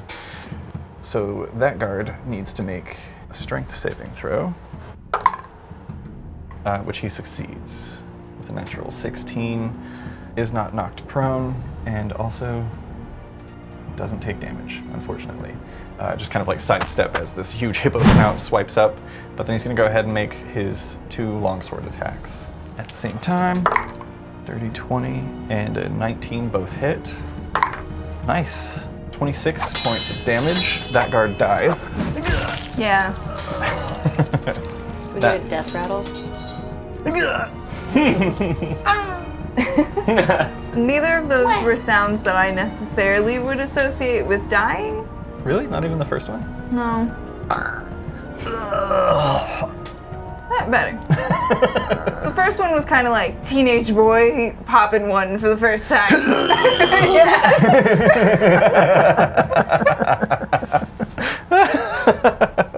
All right, that ends Brass Bandalar's turn and brings us to Bristlebeard. He's going to make his athletics check to get out of these brambles. And I guess in doing so takes damage. Hell yeah, he does. And it kills him. DC 11. Yeah, he rolls a 13. Yeah. Pulls those off. Go ahead and roll 2d6 damage.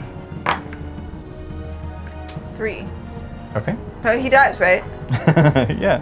He also hasn't had time to heal, right? Oh, he's been living it up. He's the High King Regent. He disappears from sight Yeah. top, as do his 2 guards. Great. That's Bristlebeard's turn. That's going to bring us to the Vulture, finally, who stands. And seeing diamond encased pair of you, he's going to go ahead and swing on Riss. He hits. Stop. You don't know that. You don't He know rolls up my AC's 11. He might roll. Didn't you Citadel on yourself, too? Yeah, but okay, 16. Okay. He does He's roll up. with advantage because you're prone. It's a natural 17 for the first attack. I'll do these one at a time. Nah, we got healing spells. Yeah. Two-handed. You have lay on hands. You take 10 points of slashing damage from that. One hit from somebody. 10. Yeah. Within one turn, I was like, this is going great. Fuck, I'm gonna die. I mean, that's kind of been the Riss experience. Yeah. The Well, especially when he takes all my fucking armor and shield away and weapons. You think they're gonna give you armor and No, shields and no, it's weapons to fine. kill you, to murder you in front of a crowd? Of course No. not. That's only that's only an 8 to hit for the second attack. I did not get hit once yet. See? Don't be so doomy and gloomy. That's all he can do. There's all. He's not going to risk moving away because that would be bad for him. Okay. The Gariel guards. This one with his flaming sword by Brass is going to attack that guard. Natural 1 for his first attack. He gets 2. Okay, that's much better. That's much better. 17 hits for sure. 10 points of damage to that guard. Thanks, Guardials. Who's looking looking pretty rough. These other two, man, those guys just got further and further away. Do we change tactics? Yes, we do. This guy's gonna rush over here. Can't quite get far enough to flank, unfortunately. Actually, you know what? But this guy can actually move over here, so he's gonna do that, and they're gonna flank. He didn't use any movement. This one is going to rush over. I'm going to say there's not even an athletics check required to get up here because it's so low now, having fallen. He's going to rush up to this executioner and go ahead and make... Actually, I think with 30 feet he could have gotten to here, which I'm going to call that flanking. And he's going to go ahead and make his 2 attacks with advantage while he flanks with A. I'll roll for this guy first and then the one persuaded by the frog. 17 just misses. Second attack. Natural 18 will hit for sure. It's 10 points of damage to that executioner, who is bloodied and disgusting. Good. The other guy is going to go ahead and make his attacks with advantage on that guard. 17, which hits. Only 6 points of damage, but he's got 1 more attack. Natural 19 hits for sure. For 8 points of damage, which finishes him off. Yeah. Yeah, fuck it. He's gonna step up here. He's got enough movement, and he doesn't have to go up the stairs now. He's gonna share space with Ash, who kind of like gives him a sideways glance in her rage for a second, seeing if like this is another challenger approaching, but she sees that he's focused on this executioner as well, and is like, all right, we're friends. And they're gonna share space. And he's going to make his 2 attacks with advantage. Really, there's no better way to make a friend than hating the same person. It's true. He walks up. Can I be mean for a second? 17 just misses again. This guy, am I right? Yeah, dude. No, I love her, but she's a problem. Even lower, the second one rushes up, can't get a hit off. So close. Just too excited to have a new friend. Yeah. At the end of their turn, Sir Bjorn Tuskley is going to use his final legendary action of this round to make another attack with advantage on Prince Riss. Jeez. Rude. Natural 17 is going to hit. That's 26. Can I do silvery barbs? Sure.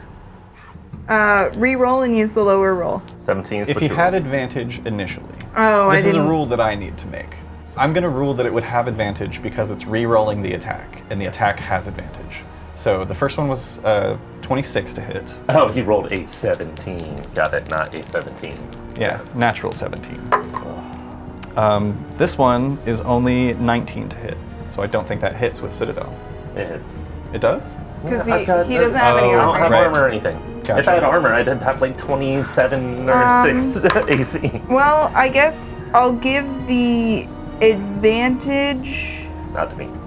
I'm gonna give it to Hugin. So your next attack roll, saving throw, or ability You said how check much damage? will have advantage. 10 points of damage. 10? Okay. Still good? Still up. Okay. There's only, 4 other creatures by me. It's turn first. That brings us to Pockle. Cool. If anybody can move a creature. Yeah, but none of that mattered. There were so many guys, it doesn't matter. Yeah, but if you could move the This big is one such at a least. clusterfuck.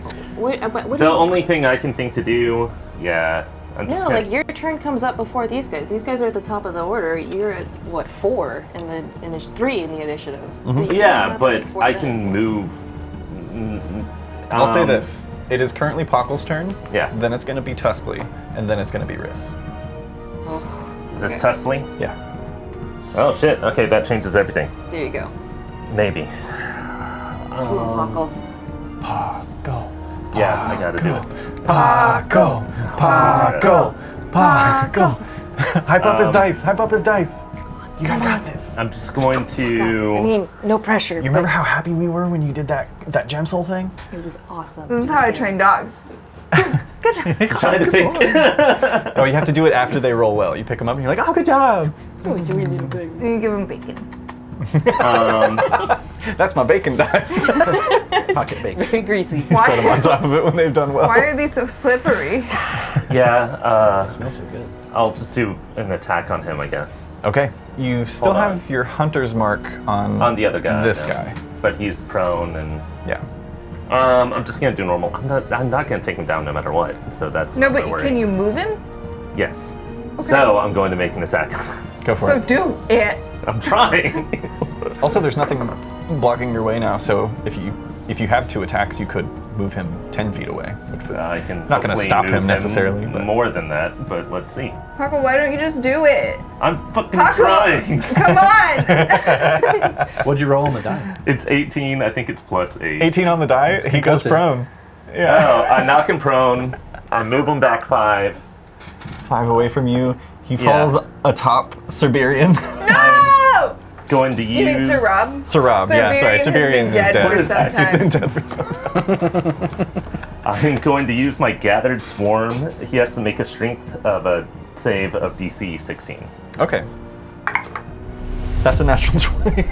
Cool, that's fine. Big, once it hits, it cracks open and a bunch of More things. spiders.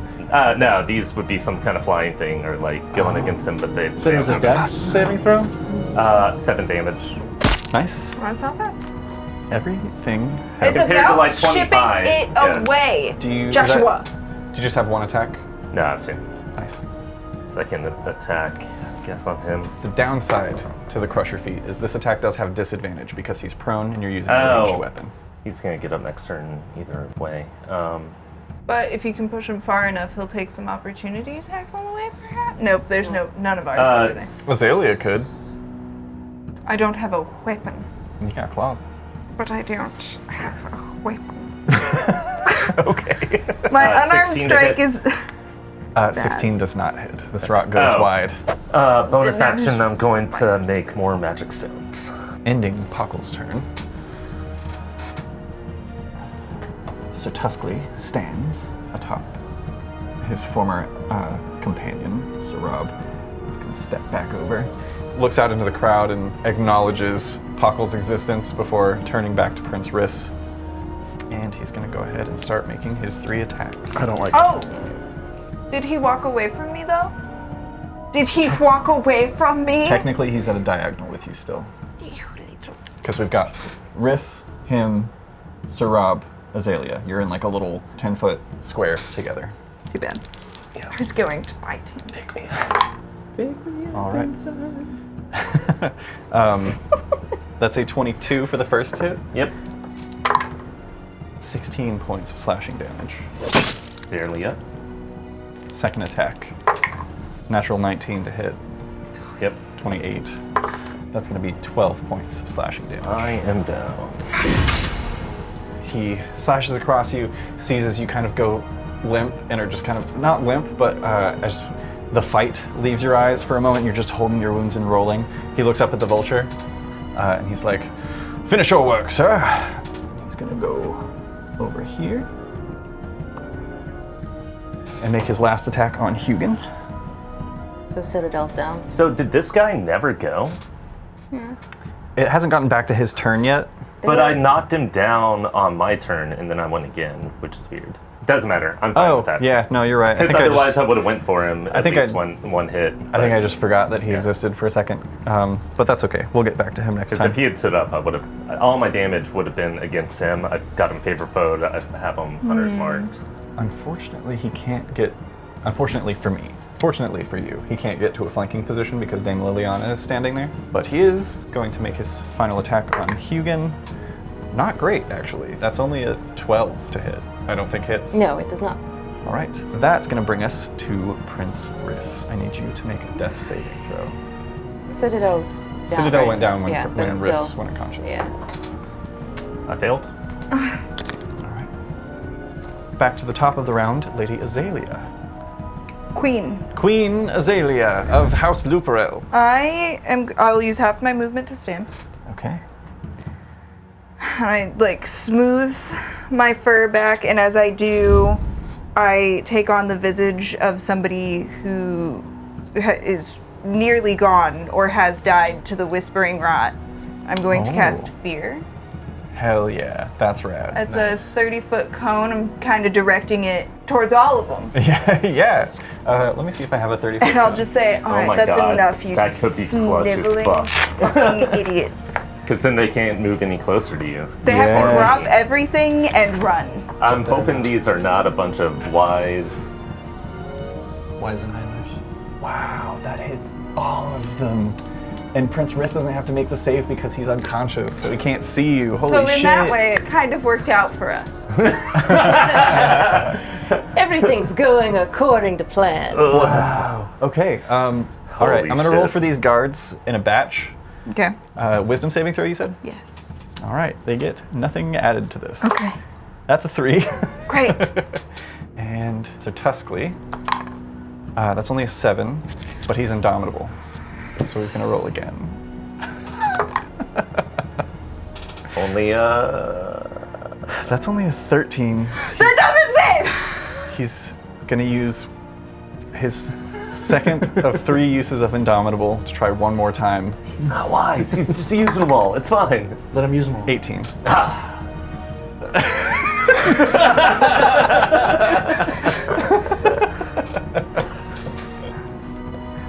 Don't worry, we'll get it. I don't want to talk to you. Welcome back to Fairlorn, everyone. My marriage is in jeopardy. Oh dear. Oh, and the Axeman also needs to make that saving throw because he was also in there. He only rolls a 7, so he also fails. So everyone but the Warlord is afraid of you. Which means they can't move closer, right? A creature must take the dash action and move away from you, Damn. and they have to drop whatever they are holding. Oh shit. Okay. Hell yeah. And they do not. That Once happens on their they- turn, right? Yes. Okay. The only way that they can make a wisdom saving throw is if they can't see me anymore. Rad. Holy That's fuck. sick as fuck. Oh my god. Okay. Clutch. Maximum So, clutch. you got all of them but him? What's the deal? Yeah. That's your action. That's fucking That's my stellar. action. With my bonus action, I'm going to smooth myself out again and look at Hugin, and I will say, I knew you had it in hand, dear. And I will give you Bardic Inspiration. You can add a D8 to your next ability check, attack roll, or saving throw.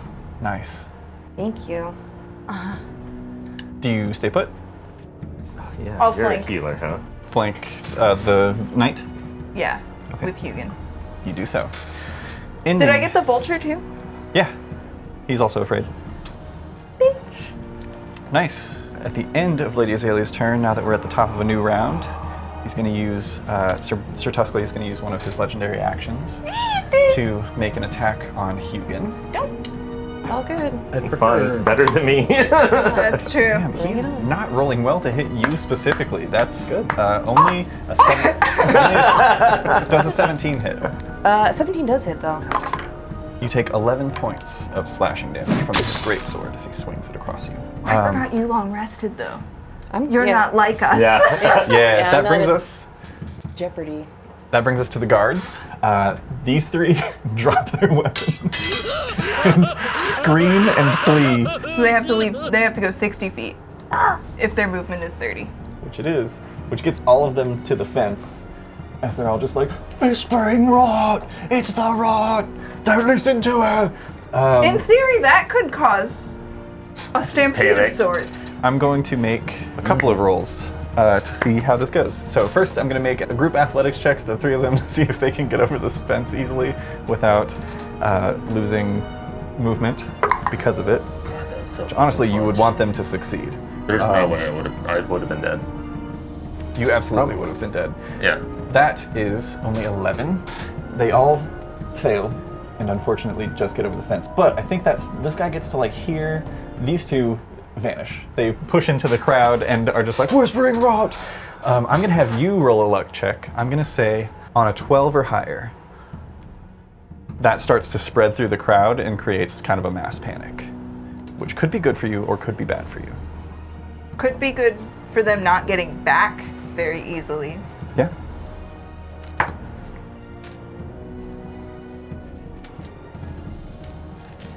How about 3? Okay. At this point in time, at least, the crowd is just kind of like, what? What's he talking about? They don't really have like clear vision on you, but also people are already like, oh yeah, like this is so much better than the execution we thought it was going to be. Wait, hang on, people are jazzed? They're like, this is great. Yeah, they came here to see a bloodbath and a spectacle, and they are getting more than they bargained for. I guess They- that is true. Sick freak. This is like a free new tournament. Yeah. It's a fun world we live in here in Fairlorn. That They've all is gone those feral. guards. However, no, that one died. That's all the remaining guards. All of the guards have fled.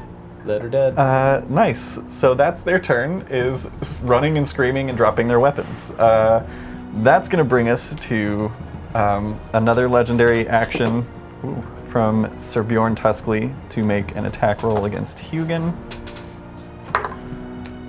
That is a 19 to hit. You only take 9 points of slashing damage. And that's going to be Elzor. I'm gonna call down the lightning behind the Okay. vulture so it doesn't hit any of our guys. For sure. The funniest part of this is that it's going to push him closer to me, and he's going to be like, ah! That's only an 8. So he fails. Don't save. 27, Holy shit. and he's thrown 10 feet away Is from the his strike. dead corpse thrown 10 feet? No, but that is exactly one more than half of his total current hit points. So roll 2d10 for me. You got it. Yeah, no big deal. 16. Yeah, the lightning strikes him like in the shoulder, and as it does, the concussive blast of thunder dislocates his jaw, and he is unable to speak clearly until magical healing has been administered. As his beak just, like the bottom half of his beak goes the wrong way, and he tries to like close it, and it's just like catching on itself. It's bad. Like jiggling around a little bit. Yeah. He's also thrown 10 He looks like a feet, Skeksis now. 10 feet that way. So I guess into Bjorn. Yeah, I'll say that pushes him into his space. It doesn't knock him prone, right? No, it just pushes them. Okay, so they're basically sharing now. Sir Tuskly kind of like steps to the side and like pushes him around behind him, readying his sword again. That's your action. And then for my bonus action, I'm going to cast Healing Word, just regular Healing Word, focused on Riz. Riz. At, Riz. I do have the Riz. 4th level. Oh. So it'll be, I think, 4d4 plus 5. Nice. 16 hit points, you're healed. Nice. Hell yeah. So you're conscious. Thank you. Maybe just play dead, though. I don't think moving is going to give me a big advantage unless it gives me like a clearer view. Like maybe moving over this way gives me a clearer view. So I want to do that also. Would I have to push through the crowd again? Or Yes. Is that an athletics check? Still DC 12. Oh, Yeah, you got a plus, right? I do. Yeah, that was a 14. Nice. So- yeah, no hindrance to movement. I'll move over. By me? It should give I think that's about 30 feet. Yeah. Yeah. You chilling? You sidle up next to Pockle. You see as he's like dropping another magic rock in his, in his sling. Hi there, how's it going? Cool day. Jumps on you. At the end Hello. of Please keep Elzor's your insects off of me. At the end of Elzor's turn, Sir Bjorn Tuskly is going to use his third and final legendary action of this round to make another attack on Hugin. That's a natural 19 for a 28. Don't like Why that. do you keep rolling 19s? At least they're not 20s. I mean, I'm rolling garbage damage comparatively. Yeah, that's been nice actually. That's It took 9. quite a few hits to take me down at least. 9 points of slashing damage. That ends Elzor's turn and brings us to Quartz. I'm gonna use a bonus action to knock 2 arrows. Yeah, How far apart can the... 20 feet apart from each Nice. other. I'm gonna aim for this guy and the water buffalo. Yeah, absolutely. So I'm gonna, I'll roll so- first for the guy closer to me. Yeah, this is using the Homebrew longbow weapon feat. Dual strike, I believe is what it's called. Where you knock 2 arrows and you fire with disadvantage on 2 targets within 20 feet of each other. 25. Yeah, that hits for sure. Great. And the other one is going towards Tuskly? Tuskly. What do you add to damage for these? I add 5. Nice. Yeah, you don't even have to roll for this guy. Nice. He had 3 hit points left. Nice. 12 against Tuscally. You actually catch him just as he's like swinging his great sword around, and the arrow like pings off of the massive sword as if it were a shield for him. That's only 1 attack, technically. That's true. I forget! I play wizards! Martial classes are so much cooler with these weapon feats, I gotta say. That had so Dirty much action. 20. That hits. That die was just like, whoop, bloop, bloop, bloop, bloop. What's it gonna be? 10 points of piercing damage. Nice. And my arrows are magical if it matters. It doesn't. No. Okay. My stones are magic. In this instance, it doesn't So are matter. mine. All right. After. You It's mean so hot. testicles. Yeah. Oh right, I was checking something. My It stones. was very steamy in here, and not in the good way. It's doing something to my brain. Quite humid. Quartz, at the end of your turn, another figure emerges from beneath the stands. You recognize this as one of the 2 guards that was with Bristlebeard up top. It appears he sent him down to enter the fray as well. I'll say all of you can make a history check to see if you recognize who this person is. Oh, but Azalea was. Oh. I guess. 20 For both characters or what? Just for Riss. Yeah. Oh. Oof. Must not have been very important. Only a 12. History's not a strong point. I'm going to say those of you who were in the battle in the king's courtroom get advantage on this roll. So everybody but Ellsworth. I rolled a 24 anyway, it's fine. Oh, nice. That's a natural 20. I still rolled yeah. a 2. With advantage, I rolled a 2. You're prone, and there's a bunch of people standing in the way. 22. 22. Nice. Hugin and Azalea, both of you recognize this person from that battle in the courtroom. And Elzor, you know this person by reputation. This is Sarag Shatterscale of the Royal Guard, the Royal King's Guard. What kind of animal is he? He is a lizard of some kind. He's got kind of like sandy brown scales. He looks to be similar to the horned frog, but with like slightly darker scales speckling in, and like a wicked scar of missing scales on his right cheek. Lizard guy, Kingsguard. Which is actually a scar from an injury that he took from Sir Rob during that last battle. So it's still kind of healing over. Rob versus Rog. Let's go. Shatterscale and Crushpaw. He is kind of just stealing his whole vibe, right? I'm gonna call him Republic of Gamers.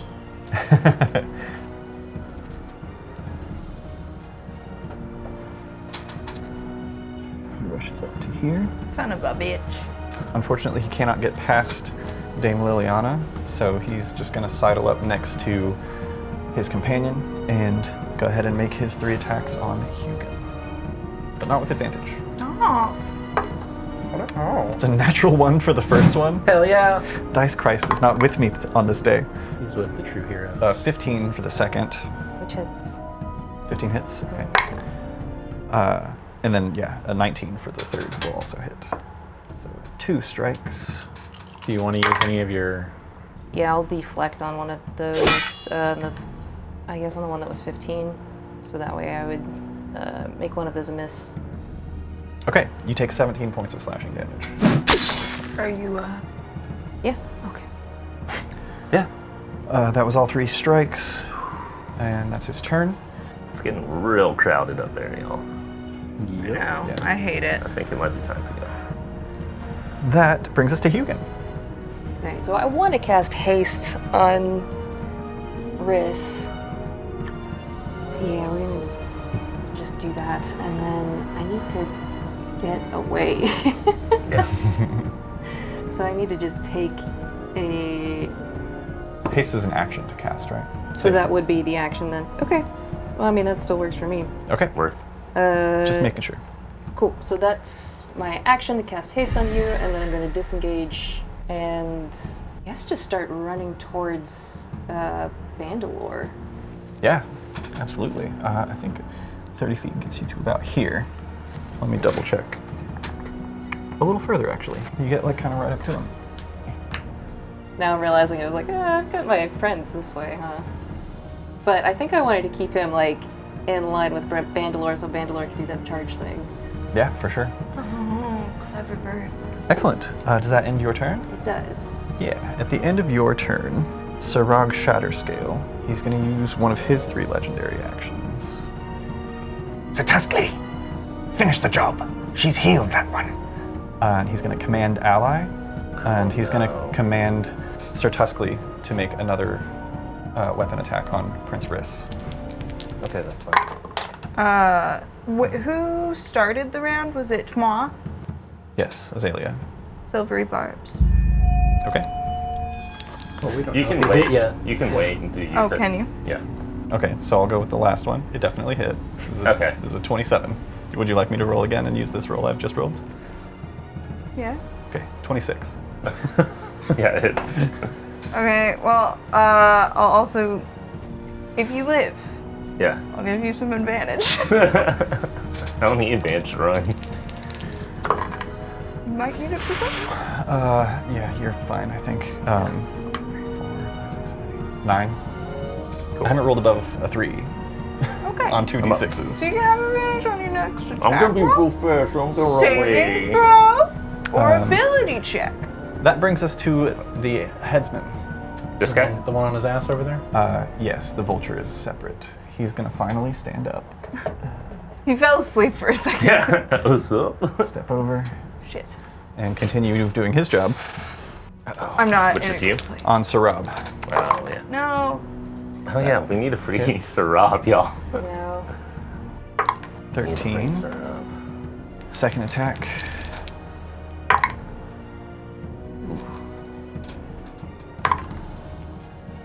All right, Sarab is looking rough. I don't like that. That brings us to Ash. Kill. Or help. Ash really came here with one goal. She's going to expend another superiority die and do bait and switch with Dame Liliana again to get her away from that guy. Boom. They switch places. It's not bad to have most of our party start making their way towards Vandalore. Dame Liliana is like striking through manacles left and right, and this guy appears next to her, this lizard, and she goes to start trying to like move around him to get to Sarab, who's just taking axe hits on the ground. But Ash grabs her by the wrist and like pulls her back, and as she kind of like swings her around, she's like, "Go on, get out of here," and is going to turn around and begin making attacks on Sir Shatterscale. Yeah, here we go. 2 attacks. That's a crit on one of them. Nice. 2 hits, one of them a crit. Nice. 34 points of damage from 2 strikes, which is no joke. As she strikes that guy and kind of like pushes Dame Liliana to rush away. That brings us to Dame Liliana. Would she listen? Is the question. It would be good if she did. But would she? She's gonna rush actually up to this guy. And do what? She's gonna try and attack him with her lance. I'm gonna say technically she's flanking with Riss, because even though you're prone, you're conscious and threatening. Definitely hits. And she's going to use her final remaining spell slot to pump a 2nd level Divine Smite to this as well. Nice. 25 points of damage from this very dangerous pair of sisters. Sir Tuskly is looking a little bloodied now. I mean that in the mechanical sense. That brings us to Brass Bandalar. That's too far. Big son of a bitch. I don't think he can get to anybody with his charge. He's only got 30 feet of movement. Is he affiliated with any house? Not in the Nettlewood Grove. He's from Doonborough. Okay. He just turns and he calls out. Well, he'll start heading this way. He's gonna go to here, and he just calls out, Guards! Grab the prince! Friends, get your friends! Get out of here! and he like motions behind him in this direction. That's gonna be his turn for now. He's gonna hold his action to attack any enemies who might follow you guys. Nice. That ends Brass Bandalar's turn and brings us to Bristlebeard, who does something somewhere, which brings us to the Vulture, who throws his weapon to the ground Yes, he does. and runs. Does he provoke attacks of opportunity from people as he runs away? Yes, he does. Riss would get one, yeah. I would I mean, too. He was in my space. I'm Oh not, yeah, and Azalea. I'm not going to use it. Okay, There's better things to use my reaction on. Fair. nice. Plus 5 AC is much better than a D4 of damage or something. 1 damage, I would do 1. Yeah. Oh, I did use silvery barbs. You're very right. Thank you, Matt. No, it's okay. Somebody your here reaction. has to know how this game works, and it's not me. Is that how far he gets with dash too? He gets all the way away. Oh shit, Oh, I guess okay, I so could do he's something. gone. But yeah, Actually, I'm good. technically, Elzor would also get an attack And, of opportunity. Pockle. Pockle is 5 feet out because he's just Okay. going straight away from you, but he will pass right by Elzor. So if I you love wanted to use attacks of reaction- opportunity. Technically, I Go could do for a it. spell against him because I'm Warcaster. Oh, dude. That's 22 to hit.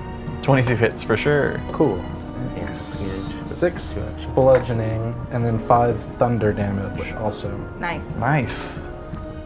He's looking rough It's as like he you just like bat him out of there. Yeah, he's looking rough as he screams all the way away. You like break his arm as he's running, and he's just like ah, and continues on, rushing through the crowd and running far, far away from the Whispering Rot.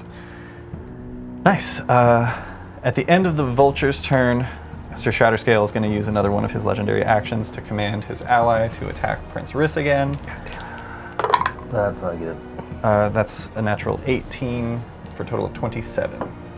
Yeah, that I'm about to go down again. It's alright, I'll bring it back up. I'm gonna lose turn because even then, because haste will drop, right? Fuck. You take 9 points of slashing damage. Yeah, I'm down. Fuck. Well, you didn't cast haste, she cast haste. So, Do you you're not still dead. keep haste even if you're unconscious? But you're not dead. The spell haste doesn't work on an unconscious creature because it's not willing, but it would remain in effect if it was already cast on it. Okay. So Alright. haste stays up as long as Hugin doesn't lose concentration. Yep. Thanks, Internet. All right. I need to get these 2 motherfuckers off me. For real. Because he has turn after me. Fuck. Are you down to 0, by the way? I'm 0. Okay. That was the Vulture's turn. That brings us to the Gariel Guards. This one's going to rush over here. Yes, you're the top. Save Sir Rob. Well, Zalia's at the top, I think. Now. 2 attacks. Yeah, but And then Elzor. that's I'm gonna die before 14 then.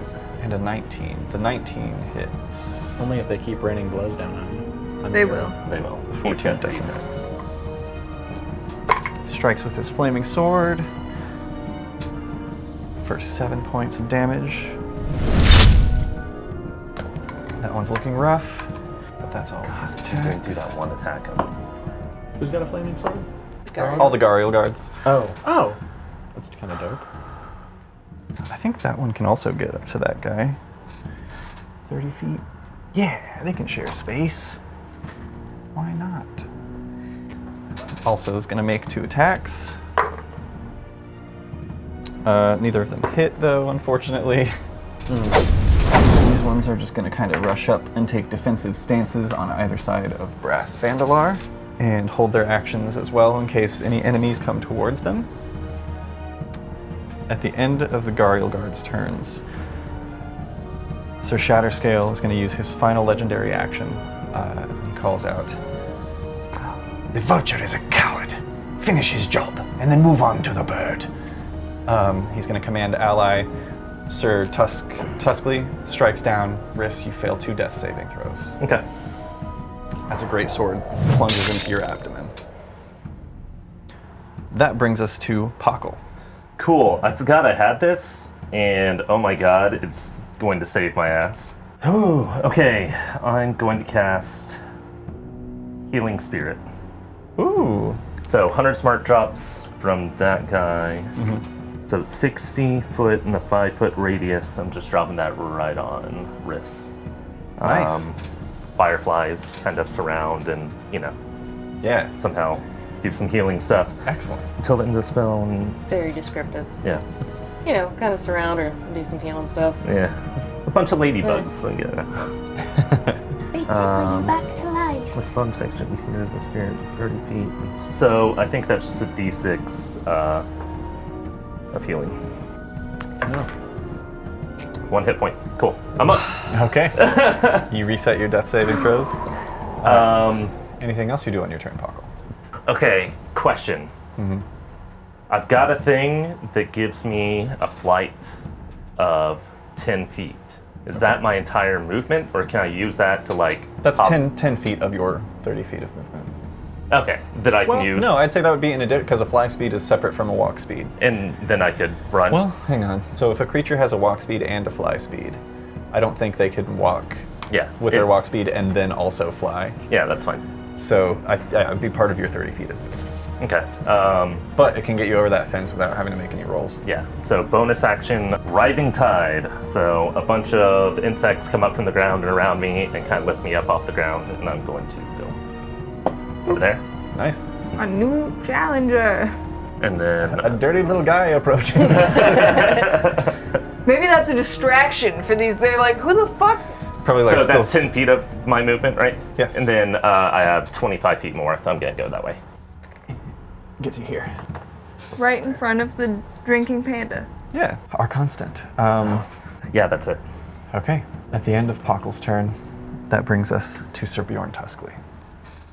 I thought it was my turn, then Bjorn's. No? He's before you. Oh, God, I'm dead. Well, you got healed back up to 1. Yeah. So He has So 30 he- attacks. if he misses one of his attacks, he'll still be alive. Hey, I'm awake. I can do fucking... 27 for the first attack. Yeah, that... I am down. The next 2 attacks are automatic hits, automatic crits. I'm dead. Prince Riss is murdered on the gallows. And with a look of nonchalance and uncaring, this water buffalo, who his horns just give him like the worst middle part you've ever seen, pulls his sword free from the chest of Prince Finnersulfur, and oddly, instead of turning towards Queen Azalea, turns towards Hugin. He's going to risk an opportunity attack from both of these ladies, which they'll both take, because why not? I'll say the dark one is Liliana, the blue one is Ash. 13 plus 8 is more than 18 for sure. And Ash also hits. She rolled a natural 19. 11 and 11 is 22 points of damage total from the sisters.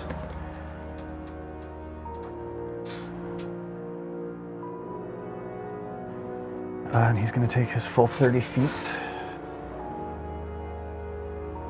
which gets him right up to Hugin. But he's used all of his actions, so that brings us back to the top with Azalea. Do the Gariel guards go before this executioner? No. It's Azalea, and then Azalea, Elzor, Quartz, Shatterscale, Hugin, and then the Axeman. Yeah, I guess I'll just pick up the weapon that the vulture dropped and free Rob. Okay, yeah, you pick up a battle axe. I don't imagine you're proficient, but it's a strength-based slashing weapon. So, go ahead and make an attack roll. This is going to be a d20 plus your strength. Please. Okay, it wasn't a 1, was it? It was after my modifier. But not naturally 1. No. Okay, good. You do not injure Sir Rob further. I guess I'll healing word him so he doesn't also fucking die. Were there any other weapons that weren't a battle axe on there? I mean, not nearby, because he dropped his at her feet. The other 3 were dropped right here, and those were all short swords. Gotcha. 12 back to Rob. Nice. That brings us to Elzor. That guy's a problem, that guy's a problem, and that guy's a problem. Hugin's gonna call out to you and Pockle to be like, help Azalea and Rob. I've got this one. Okay, well that executioner's going after Rob, and he's Yeah. also right behind, and I feel like he's been hurt a lot, so I think I can take him off the board by hitting him with lightning. So I'm gonna do that, making sure not to catch anyone else in the blast.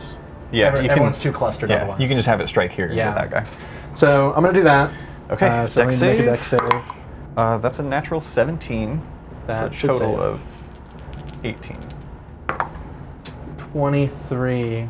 So half would be 11 or 12, depending on if it's rounded up or down. Exactly how many hit points he had left is 11. Sucker! That one goes down. The immediate threat to Sarab is gone, although he is still down and prone next to one of these other knights. I'm also gonna throw a level 2 healing word at Rob. Nice. 8 hit points healed. Nice. Excellent. And that's all. On this new round, Shatterscale is going to call out yet again with one of his legendary actions. Let me actually, yeah. He should be within 30 feet, right? Theoretically, yes. Okay. He's going to call out to his ally and have him, he's going to command ally and have Tuskly make an attack on Hugin.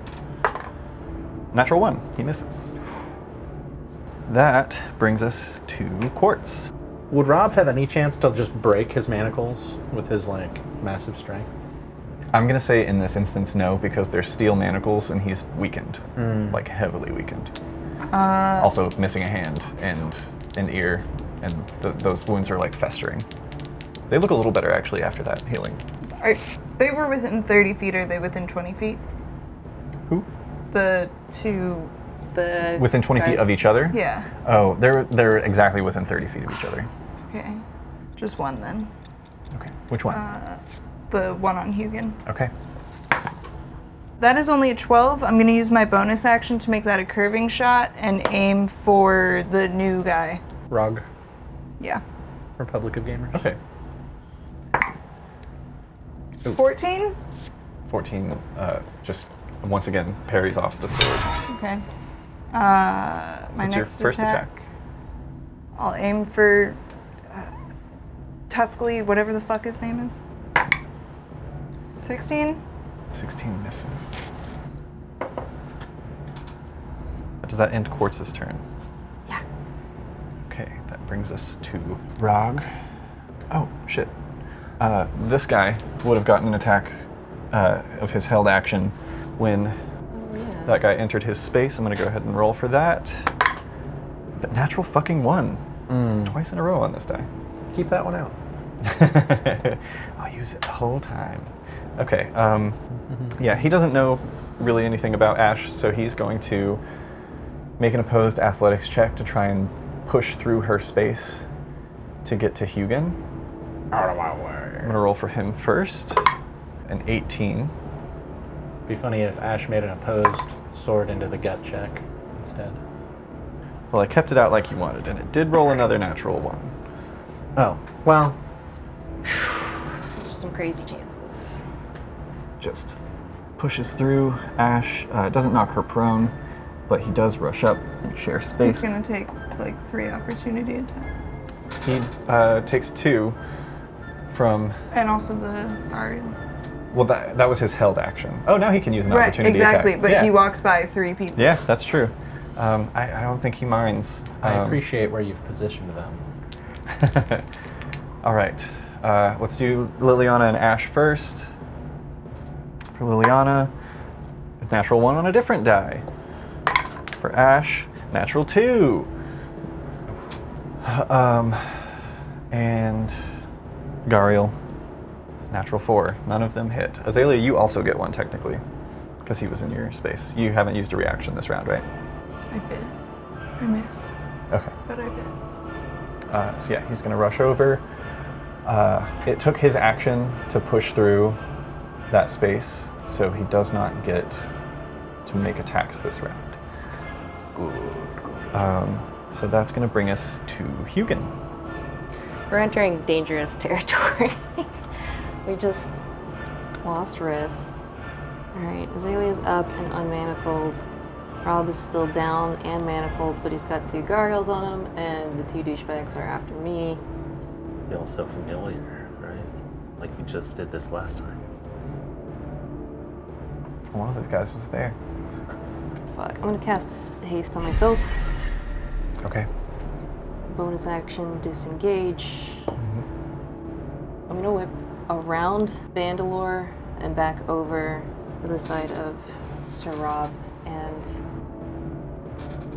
because we gotta get the fuck out of here because that armadillo's doing something. Or running, who knows? Rob is still manacled, but can I have shoved the battle axe into his one good hand for when he's not? Yeah, absolutely.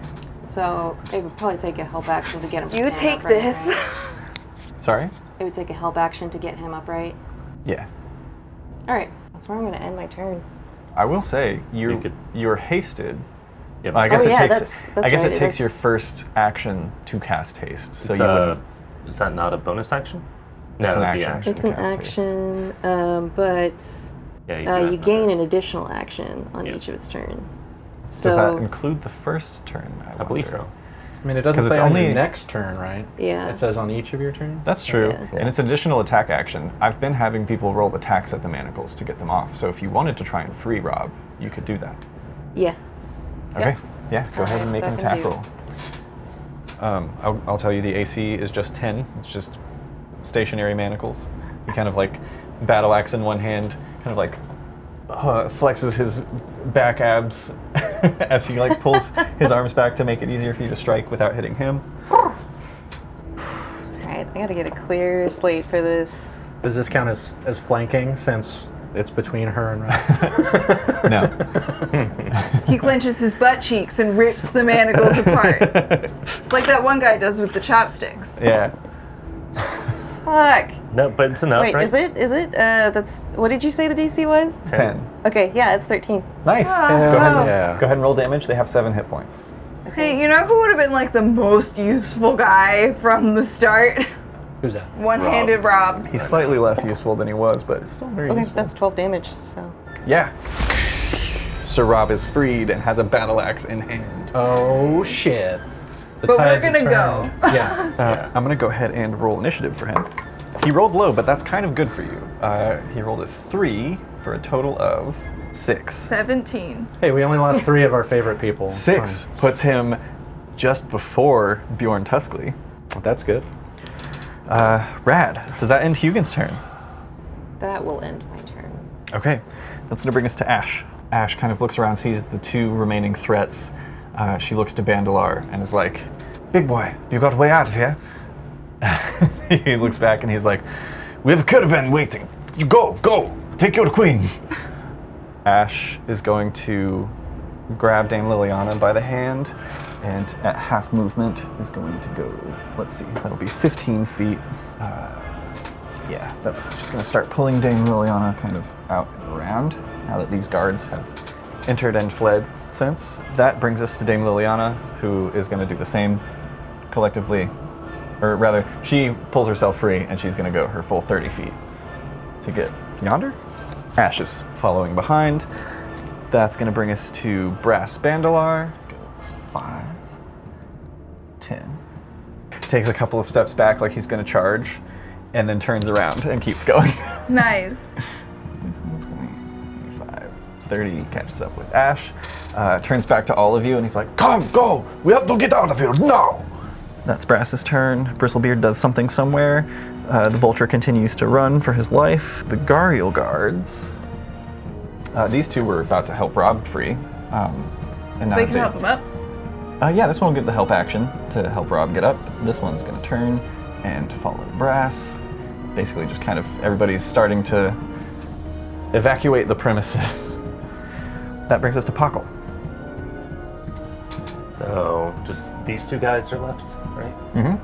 I don't know about I all don't of know, your... man. I would just focus on I don't- running. Yeah, I don't know about all of your allies, but most of them seem to be fleeing at the moment. Okay, Josh is up to other things. Yeah, for sure. I can do things that let me attack and run far at the same time. I can't.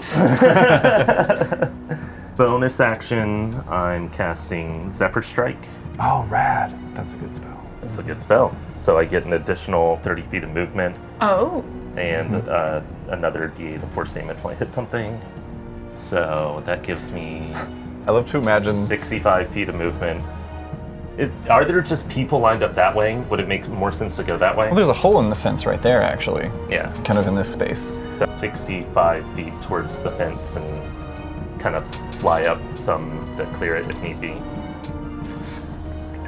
Yeah, you don't need to clear it because there's a hole from where Brass busted through, so you get all the way to here. And then I'm gonna take I think you make your attack 2 first, right? attacks. Like, yeah, let's say I did 35, cast that, I'll do the attacks in the other 30. For sure. I love the idea of a humanoid possum just like swinging a sling above his head with a rock in it, and it's like crackling with lightning. And neither one's really looking that hurt between the two of them, right? One of them is looking significant. Tuskly is looking significantly more injured. Okay, yeah, I'll do hits on him. And yeah, I'm whenever- going to declare that he's my favored foe as Nice. well. Yeah. Because yeah, whenever Shatterscale came out, he was like he's just been chilling. He's fully rested and healed up. Like he's rearing to go. The other He's guy's been been in having combat little with you guys. cocktails in the fucking box seats. 25 to hit. 25 hits. Cool. And I'm also going to use my Gathered Swarm to do d6 more damage on him. Nice. 17. Nice. Still up, but definitely looking more rough. And then second attack on him. Go for it. Nice. 26 to hit. 26 hits. Have either of these been in 18 or higher on the die? Yes. That one is. Okay, he goes prone. Fucking It's much better when embarrassing. it's on the second hit, not the first one. Yeah. So embarrassing to get hit in the head and fall down as like that beefy of a dude.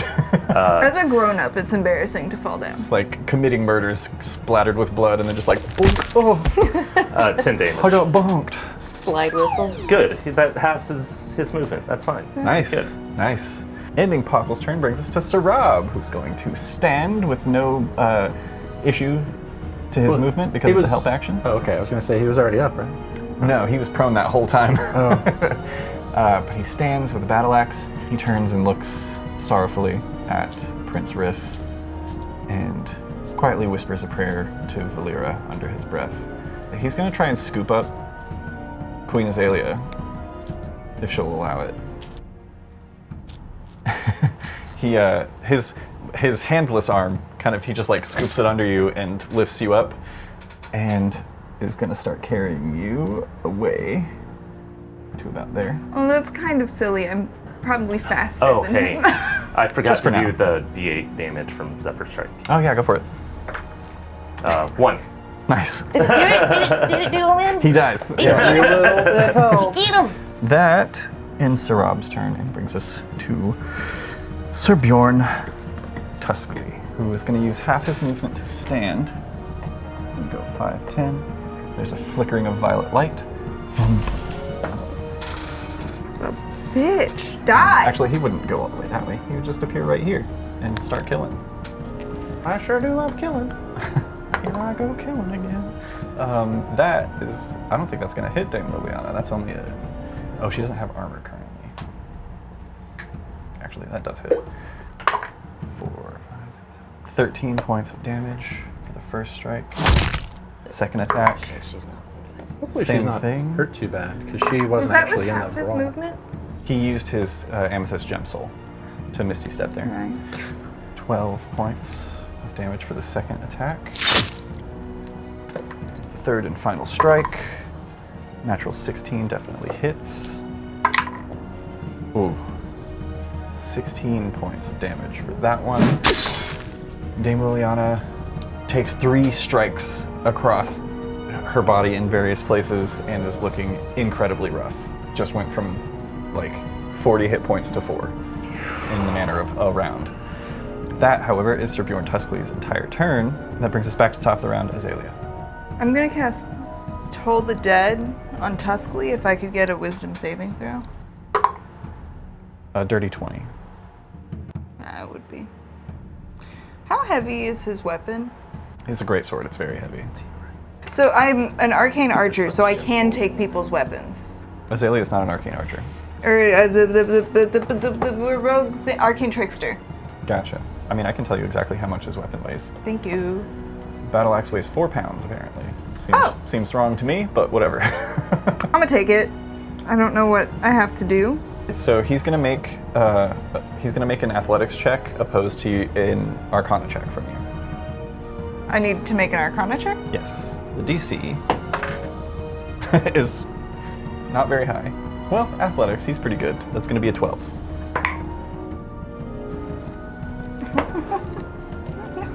Never mind, I've wasted my entire turn. Again. Do you move at all? I'm being held. So no. Okay. I mean, you can jump down. Yeah, you can get yourself free. He's holding you in his arm that doesn't have a hand. Okay, well, I could do that and go there, which I don't want to do. Okay, cool. Or- There's also an opening back here that no one's guarding. Could run Right, but towards Elzor. I know that there's I don't know him. Oh, that's It's alright, I'll That's clear true. the path, it'll be fine. You know Elzor. Yeah. Elzor was at your wedding. I don't know he's here. You've seen him. I've been a little busy, I assumed. I would say didn't that think I was I'd scanning say the you are field. aware of who Elzor is and that he's here helping and calling down lightning around you. I don't think separating is a good move. Okay. Yeah, just I say also we're- don't think you stay being put. here is a good move. That's fine. And I'm tired of rolling 4s. Okay. Hey, Azalea. we got a turn. Everything is bad. I only got one turn this whole time. Azalea, Did I really though? at the end of your More than I turn, got. Bjorn Tuskly is going to use a legendary action to make a strike on Dame Liliana. Yeah. Of course he is. Yes, that hits. She can't. Yeah, we're just gonna lose everybody in the process. Dame take that Liliana guy. goes down. Ash screams in rage. That's going to bring us to Elzor. First thing I'm going to do is call down a bolt kind of in this direction, but so it only hits him. Yeah. And I want it, obviously it'll damage him, but I want it to fling him like over the fence, like out of the way of everybody. Okay, well, Which is there will be a inevitable. luck check involved. Because he is a heavy bison. I mean, he still moves 10 feet when I hit him. He's looking hurt. That's too, true. though, Is it 10 so- feet? Yeah. Nice, yeah. So he makes a dex save. That's only a 21. 21's good enough to save. Does he still get pushed if he saves? Yeah. Anytime I deal damage to him, he is moved 10 feet. So. Oh, okay. It's not part of the spell, it's part of my class feature. Gotcha. Cool. That makes more sense. 10 damage, 10 lightning damage, and he's thrown 10 feet, Nice. Yeah. Well, at least one of us. assuming he's still alive. He gets blasted through. He doesn't fall prone, but he does get blasted through the fence there. I'm gonna say he takes an additional d6 bludgeoning damage. Do you want to roll or do you want me to? I'll roll. Okay. I like rolling. 1. Oh. My hubris. That's okay, he would have also all rolled right. a 1. And then for my bonus action, I'm going to throw another level 2 healing word at Liliana. to Okay. What get is the her- range on healing word? Oh, it's 60 feet. Do I have to move first, maybe? You should probably Yeah, start definitely. moving anyway. Yeah. 60 feet is where my thumb is. So you would have to get to the fence there. If you make a DC 12 athletics check, you can get there with your full movement speed. You need to start moving anyway. Yeah. Nice. Yeah. You make it. Healing word. Go ahead and roll for how much Liliana heals. Dice are sticking to my hands. Yeah. It's quite moist in here. 10. Nice. That's excellent. Liliana breathes air again as the wind fills her lungs from your words and heals her. Excellent. That's Elzor's turn. That's going to bring us to Quartz. That's you. They look approximately 15 feet away from each other right now. Well, let's check. That's 20 feet. Perfect. Yeah. Ooh. What you got for him? I'm gonna knock 2 arrows with my bonus action, and we're gonna hit someone. Go for it. So the first one, disadvantage, I'm gonna go on that guy. Okay. 18. 18 exactly hits. Beautiful. And the other one, on the guy that's not him, Yeah. dirty 20. Both hit. Amazing. The sweat. Okay, so D8. 8 points to Tuskly. And 9 points to other guy. Shatter scale. Thank you. Is Tuskly still up? Yes. Okay. With my second attack, I'm gonna aim for him again. Go for it. You saw how it was almost a natural 20? I did. did. You see how it almost... That's why my face went. Yeah. Instead, that's a 12, That one misses. which, as we established, yeah, will not hit. Sticks into the railing. And I'm gonna scoot. I'm gonna still stay amongst Easy civilians, but Easy enough. I'm gonna make a sound so that Pockle knows that it is me and not more bads. Oh, hey. Okay. It's bad. That brings us to Sarag.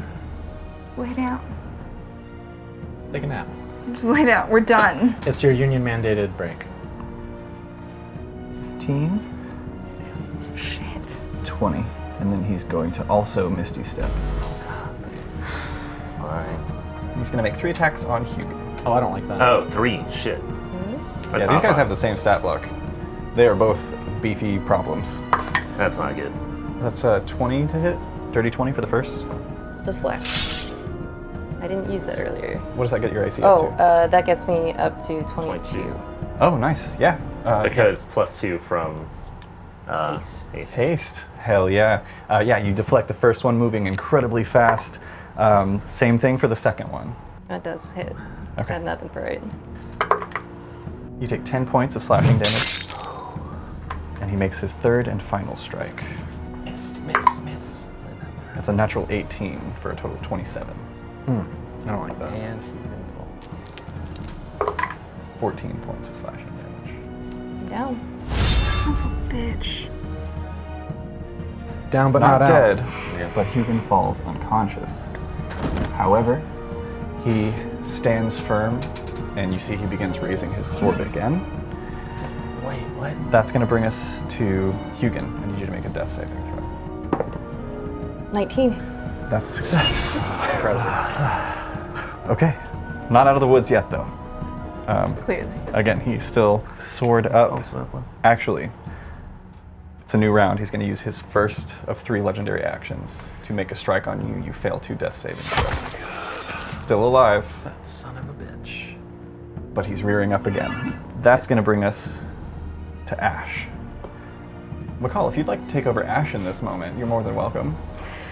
Oh, don't do it. It's a curse. It's a curse. Yeah, don't play your other character. You die. Azalea's fine. Yeah. So far. That's because she doesn't have goodness in her heart. Don't play your other character. You die.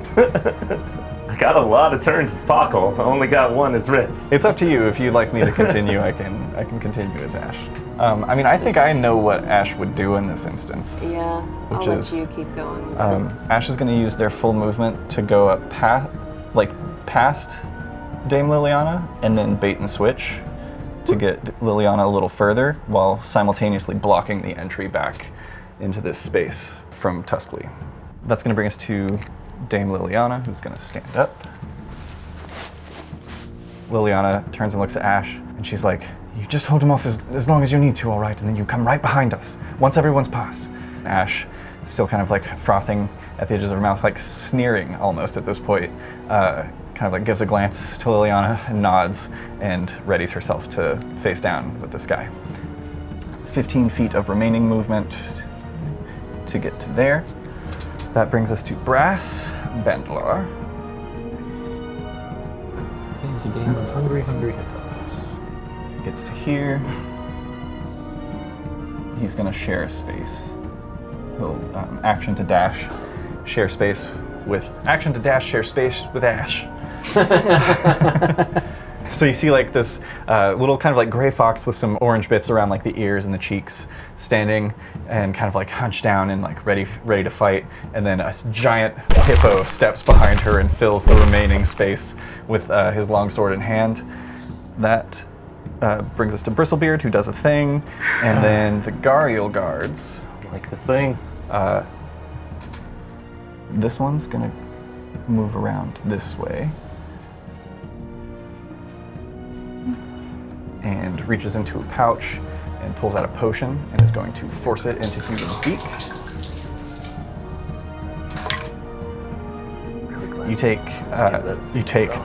You receive 10 points of healing, crit on healing for a standard potion. Whew. His buddy is going to, let me just make sure. I don't know what 30 feet looks like, you guys. It looks like enough. He's going to rush up and flank with his buddy in Hugin and make his 2 attacks with advantage on Shatter Scale. The first one is an 8 and misses. The second one is a little bit better, but a 16 still doesn't hit. Did he have advantage because he was flanking? Yep, both times. Damn. Well, they're just little croc guys. They're just little gators. This one is going to rush over to Tuskly. Take him out. As he rushes over, he's like, so funny. as he rushes over, he's like, "Fucking and crown!" Fuck him up. He's gonna make 2 attacks. That's a 16 and a 17, both miss. Just waving flaming swords around, being easily parried, and maybe, hopefully, being a distraction. That ends the Gariel's turn and brings us to Pockle. Oh, actually, sorry. At the end of that turn, there's going to be another legendary action from Tuskly. That's Tuskly. Which is no, this not one? not Yeah. Tuskly. The other guy. Fucking hell. Son of a... Stop. At least Sorry. it's before my turn. From Shatter Shield, and he's going to attack Hugin again with advantage because you're prone. That's 28 hit. It's... Wow. I don't like that. Wow. You take 9 points of damage. I think you're still up, right? I am. Oh, thank God. A pair of 2s on the d6s just saved your life. Wow. That's his legendary action. That's going to bring us to Puckle. I fucking hate all this. How's Tuskly looking? Tuskly is looking pretty rough, comparatively. You said that 45 minutes ago. Yeah, well, rough for a knight is different than rough for a normal person. So far, he's killed 3 people. He's bleeding heavily. He's bloodied, which mechanically means he is at less than half of his hit points. But also, you'll remember that happened a while ago. He ate my son. I'll also just like a meta sense to give you guys a sense of how beefy these dudes are. They're the same stat block as Sir Rob and Yeah. Siberian were. They're big. Yeah, well, big, they're beefy boys. handsome and nice. Yeah. True. These guys are also handsome. They're just not. They're nice. just not nice. They're not handsome in their hearts. Didn't I No. rough up one of their heads or something? Yeah, this guy. Yeah. Okay. Oh, that was the executioner. Oh, that's the executioner. Yeah. He's dead now. Yeah. He got evaporated by lightning. You get your turn before he goes again, right? Haste. Pockle. Ended. It's Pockle, Haste ended. and then it's Sarab, and then it's Tuskly, which, just to clarify, this is Tuskly. Yeah. I know because he's got a little horn on his helmet, and this is Shatter Shield, or Shatter Scale. There's nothing really I can do. Hydrated. You're still up. You're alive for now. But he gets 3 attacks. But you will have, well, yeah, Hugin will have her turn right after he does, After Tuskly? after Shatter Scale, which is the one that's on her. After he calls me. Yeah, one but he's hit gonna and knock then you adds- down. And then 2 kill you critical in the hits, next yeah. 2. Wait, when is... Do I go before him? Yeah, you're at the top of the round. Okay. I might have something. As Azalea and Quartz, you'll go before he does. Are you before or after Rog on his turn? Do you know? Can't remember. Right It after. doesn't matter. They can't move. Hugin is right after Rog. Haste ended, so they lose the turn. Yeah. Can't move, can't take an action. They can't move or take actions. Does that also include bonus actions? No? Okay. Which You could still miss. could be all you need. Alright, well, I'm just gonna go with what I can do, which I guess is probably attack that guy, because there's no point in attacking him, because he's not bloodied, right? This guy? Yeah. Alright, I'm gonna attack. Unless you can. This hit guy him has for taken 18 two- he's and taken you 2 could attacks. Drop him. Oh no! Even if he goes prone. Even if he goes prone, he can still stand up and Yeah. move and hit you. He's gonna hit you with 3 attacks no Yeah. matter what. Natural 20. Boom. Fuck yeah, dog. So he goes prone So, and is pushed here's my favorite foe. 5 feet. Just braining people So, left and right. d6 of damage, he's my favorite foe, and I'm spending my Gathered Storm to do another d6. Fuck yeah. So that's how many d6s? 3? That's 3 d6s. So that's 18 in Already, addition to this yeah. roll. Holy shit. Oh, did you move Hunter's Mark when that guy died? I've used other concentration Oh, things gotcha, since gotcha, then. So, 35. 35. Damn. That was just your first attack. Yeah. Hell yeah. And then second attack, I can't use all those things. That so- attack alone is more than half of his remaining hit points, so go ahead and roll 2d10 Cool. to inflict a mortal wound as you brain this guy for the third time. Did swear, you if you really find tell one- us he's looking pretty rough when he was still somewhere in the realm of 60 hit points? 8. All I said is that was more than half. I He's didn't probably tell got you like how much more 200 than hit half. points. 8? Oh, I forgot to say bonus action. I did magic stones again. Nice. Roll me a d4. I'm going to say 1 or 2 armor, 3 or 4. Oh, and he's not. Okay, you got that. 2. Nice. You damage the strike hits and it dents the helmet that he was wearing, which comes off and like crumples with your ammunition still kind of like stuck within it. His AC is reduced by 2 until he gets that fixed, which okay. isn't going to happen during this fight. So he goes from 18 to 16 AC. Nice. So my next attack would be at Not- disadvantage. Not the worst thing that could have happened, but not the best thing either. But Basically, he's prone. what you rolled 8. The blow damages either a non-magical weapon or shield or armor. Roll randomly between them. You have to have the item repaired by a professional before it's usable again. So I won't, that was armor that you rolled for. If it had been his weapon, you would have destroyed his weapon, which would have been okay. great. But still easier to hit, which is good. And you got one more attack. Yeah.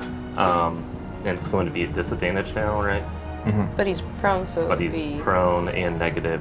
No, that's why it's disadvantage. Prone is why it's disadvantage. It's disadvantage on ranged attacks if you're prone. Oh, okay. Unless you have like Yeah, height. vantage point. Gotcha. Because we've always talked about like I'm you just knock gonna somebody go down. for fun with it. I'm gonna do a sharpshooter shot with it too. Fuck yeah, dog. You can't have double disadvantage. Might as well. Well, it's Well, minus it's 5. -5, but Oh. it's -2 for his AC anyways. And, Yeah. so that's perfect. Yeah, 17. 17 hits. So you get an additional 10 to the damage. Yep. I love sharpshooters so much. Absolutely destroy him. 15 damage. 15 damage. We watch as this knight in resplendent armor, who has stepped out onto this field with murderous intent. He is the one who cut down Prince Fenrisulfur. He has been trying desperately to murder Hugin and keep all of these treasoners from escaping. And standing on the other side of the fence, we see a little possum swinging some rocks around, and he just takes him down. As he's lifting himself up off the ground, he looks at you. One of his horns on his muskox head is like cracked and just dangling. You toss another stone, and it goes right through the eye. He is dead. Incredible. Indication. Revenge! Also, I realized at first, I was like, oh, wear this shirt because it's badass. And I'm like, it kind of looks like death above a wolf. Oh shit! You did shit. this, is what you're saying. But we're not out of the woods yet, Yeah. We're not in Please the make woods. it out. because now it's Pockle's turn. Technically, Oakreach is in the woods. Yeah, Pockle. Parkle just went. Or sorry, Sir Rob is next after Okay. Come on, Pockle. Rob. Do something badass. Get the queen out of here. Nope, go that. Punch him in the head. She came and tried to free you. Rob is going to rush back to Hugin. Take me with you! He does not bring Azalea. It takes his action to dash to get here. But at the end of his turn, he's going to use 2 of his legendary actions. Yes. And I need Shatter Scale to make a wisdom saving throw. Okay. What's the DC? Can we know? The DC is 16. Okay. He only rolled a 12. But he's going to use his final use of Indomitable to re-roll. Oh, his final use? Yeah, Oh, good. Oh, very interesting. How interesting. that's less. That's a 10. Yes, it is. A 9 on the die. He is frightened. of What Sir the- Rob. Get out of here, bitch! Get out of here, bitch! Drop your shit and go! That should not have worked. Rob rushes over and, like a feral animal, stands protectively over Hugin and looks up and snarls and scrunches his cheetah face with a battle axe in one hand in this protective stance, and he lets out this bellowing growl. As he does, Shatterscale stumbles backwards, and on his turn he'll have to flee. Which would bring us to Bjorn Tuskley, but he's dead. Yeah. So that brings us to Azalea, top I of the just round. want to say that it is like 80 degrees in here and 100% humidity. I have goosebumps from that. Yeah, because you know, those two are going to go make out later. We can only hope. I'm going to follow. Make more And Luporell just to hedge our bets, I'm going to try and cast Bestow Curse. I that- just like... Is that distant or does it require No, touch? I need to go up there. Okay. And That's he why I can said still I'm hit gonna you. follow. Yeah, you rush up and He's just afraid of him, not you. you squeeze. I don't have to. I can be on any he's gonna- side of him. No, he can't move closer or whatever. Yeah. Right, but I guess he would run in his only free space, which would be that way. Yeah. Yeah. Yeah, I'm just gonna grab him, and I need another wisdom saving throw. Okay. And he doesn't have any more Indomitable. enemy. He doesn't. What would the effects of this be if he fails? He can't do anything. Can you be more He specific? can't. He wastes a turn. He can't do anything on his turn. Oh. Would that cancel out the fear's effect of running away? I don't think it would cancel it. What? Can you read the I mean, description? running is a thing. The target must make a wisdom saving throw at the start of each of its turn. If it fails, it wastes that action doing nothing. It's action, So so he he can would still still have move. his movement. Okay. Okay. So he can't attack. Okay. It's a natural 2 for a total of 3. Holy shit, you guys. That's Azalea's action. Do you want to do anything else? I guess I'll just pull like one of Hugin's arms over my shoulder, try and help scoot her out. Okay. Rob's probably just gonna be like, Yeah. That's going to be Elzor. All right, what dead bodies of our people are out there? of ours. Yeah. Got it. Riss. Borgle, Riss, and Riss, Flank. Borgle, and Flank. Flank and Borgle are both headless. They've been beheaded. They would want me to grab Riss's body. If you can. So Not necessarily. I mean, Make a luck check, Elzor. I'm going to say, I'll tell you what you're rolling for before you roll. Or you can go for it. Okay. What'd you it get? won't matter. What'd you get? It's a 2.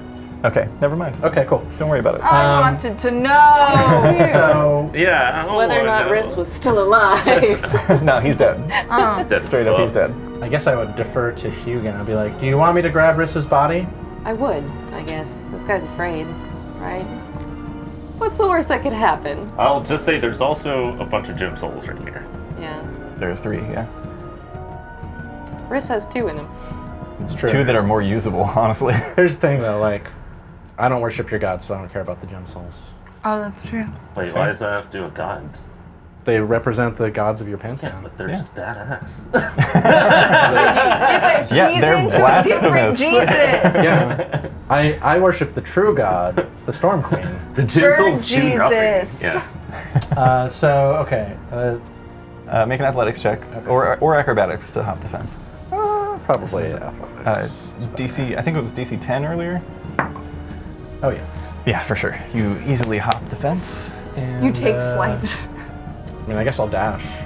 I can't. Yeah, you can call get there down. for the dash. I don't have anyone to call down lightning on right now, so. Okay. Yeah, you I'll get to Riss's dash. body. Excellent. Ending Elzor's turn brings us to Quartz. Oh, I can bonus action though, Yeah. and I can bonus action heal somebody who's hurt. Hugin has You're the hurtest, the hit hurtiest. point, I right? mean, it's just 1 hit point. That's all. Let me I Let can't me- believe how lucky that is. That's wild. I'm gonna throw a 3rd level healing word at you, which will be Fortunately, I can't catch it. So. It hits you in the beak. You die. 9 hit points. Hey, you're back up to Yeah, 10. thank you. It's like that last hit never happened. Excellent. Ending Elzor's turn brings us to Quartz. That's probably about 30 feet, right? I think it's a little more, but go ahead and measure. The square below the number 30 is the 30-foot mark.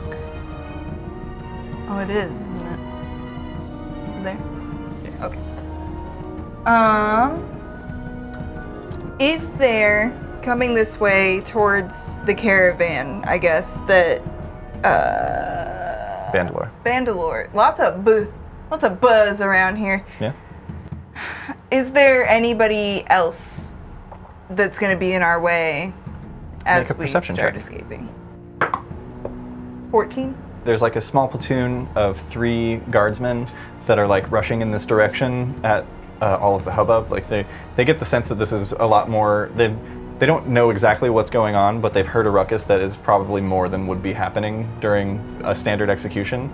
And as they're rushing forward, you watch as a pair of millipedes just barrel into them, and they get tumbled up under wagon wheels as you see as this caravan is pulling up about 50 feet away from you. Ride's here. Oh. Skirt. I guess I'll grab the closest ally and start hustling us both towards Okay, yeah, you grab the caravan. Liliana. Yeah. Grab I'm the- having a little fantasy on my own over there. You grab her hand and are kind of like pulling her along, doing Oh, right, I'm small. little bird hops. I mean, my head's shorter. Yeah. That's an You hold her hand. adorable Is that how you view me? Have you ever done the thing where like you do the phone at like different people's eye level? We Oh, we haven't, should do that. but we should. Excellent. That's Quartz's turn. That brings us to Sarag Shatterscale. He uses his action to do nothing because he was been bestowed with a curse, and he uses his full movement to get 30 feet the fuck away from Sarab. Oh, that actually gives us a little more time because he can't make a wisdom save until he's gotten far away enough from Rob. So if he can only go 30 feet. opportunity attacks? Yes. From Teacher. everybody over there. Oh God, yes. Also, all of these are with advantage because he was flanked as he was leaving. Yeah. So, that's going to be the 2 Gariel guards that are there. The first one, natural 17, is absolutely going to hit. 16 misses. Sarab with advantage. Natural 16 absolutely hits. So let's see, that's that. 21 points of damage from Nice. those 2. Happened to run past me, did he? No, not yet, at least. I can't tell you guys how many times Cameron said to us, goal isn't to kill everyone. And unfortunately, That's the way it went. goal the was way to kill that me. things went. I will say, you still haven't killed everyone, and this guy still looks fine. I mean, only one PC died. Yeah. We're in the green. Hard for growers. Yeah. Go ahead and make your opportunity attacks. This is very similar to the last battle we did, but we're doing better. 26 hits. Don't forget to add sneak attack because he was flanked, so he was in It's like I can enemies see or the allies future. melee range. I predicted that I would roll a 6. I rolled a 7, making it a 14. That one misses. I didn't roll for that last guard. Did you roll with advantage though? Yes, Natural I did. 18. I rolled a 4 and a 7. A breeze has touched my face. It's so lovely. 14. Another 14 points of damage from that Gariel guard alone. Oh, nice. See, when they hit, they're not bad. Yeah. 27, and I kept forgetting that I have Savage, so I can re-roll and take the higher of the 2. Oh, The other yeah. one was higher though, so it's 27. Nice. Damn. Savage attack. You're just like holding on to Rob. Yeah, just instinctively. He's still looking pretty rough, but he rushes I away. like that rapier. Nice. I know That's neither one of our characters left. all that he can do on his turn. That brings us to Legacy Hugin. lives on. Haste dropped, so I can't do anything. Oh, right. Which Okay. is, yeah, Yeah, you're just kind Oh, of it's a good thing Rob came. right. yeah, you slash out and are just like use the energy that you have to slash out instinctively and are just kind of there shaking. Ash. I could bonus action though, you said? Yeah. Oh, never mind. No, Never that would mind. be the Yeah. last expenditure. You don't want to do that. Okay. Or no, Ash more than. sees that guy die and is like, rad, and rushes to catch up with her sister and the Moving little on. bird. Sick. Little bird, Maybe she I have a knows spell Quartz. for this. Dame Liliana continues forward. Brass Bandalar joins the group. Bristlebeard does something somewhere. The Gariel guards. This one's gonna use.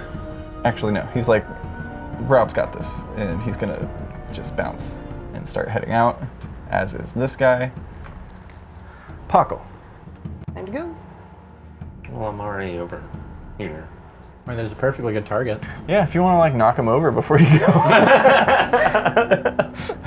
I mean, there's other things I can do too. If you do hit him with your sling though, and get an 18 through 20, and he goes prone, that's half of his movement when if he does regain his senses to start following. I've got better stuff. It's cool. Okay.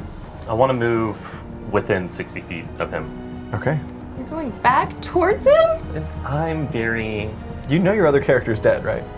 Yeah. Okay, just making sure. He'll make another one the night before the next episode. Let's see, to get within... Within 60 feet, it's not that far. Yeah, it's like 30 feet forward. Not 30 feet, Like 15 or something. 15, yeah. I'm going to cast Web. Oh, okay. What does What's he that do? I conjure a mass of thick, sticky webbing. It's a 20-foot cube. Oh God, what? Someone died. No. You know, possums do have 2 penises. Really? Double.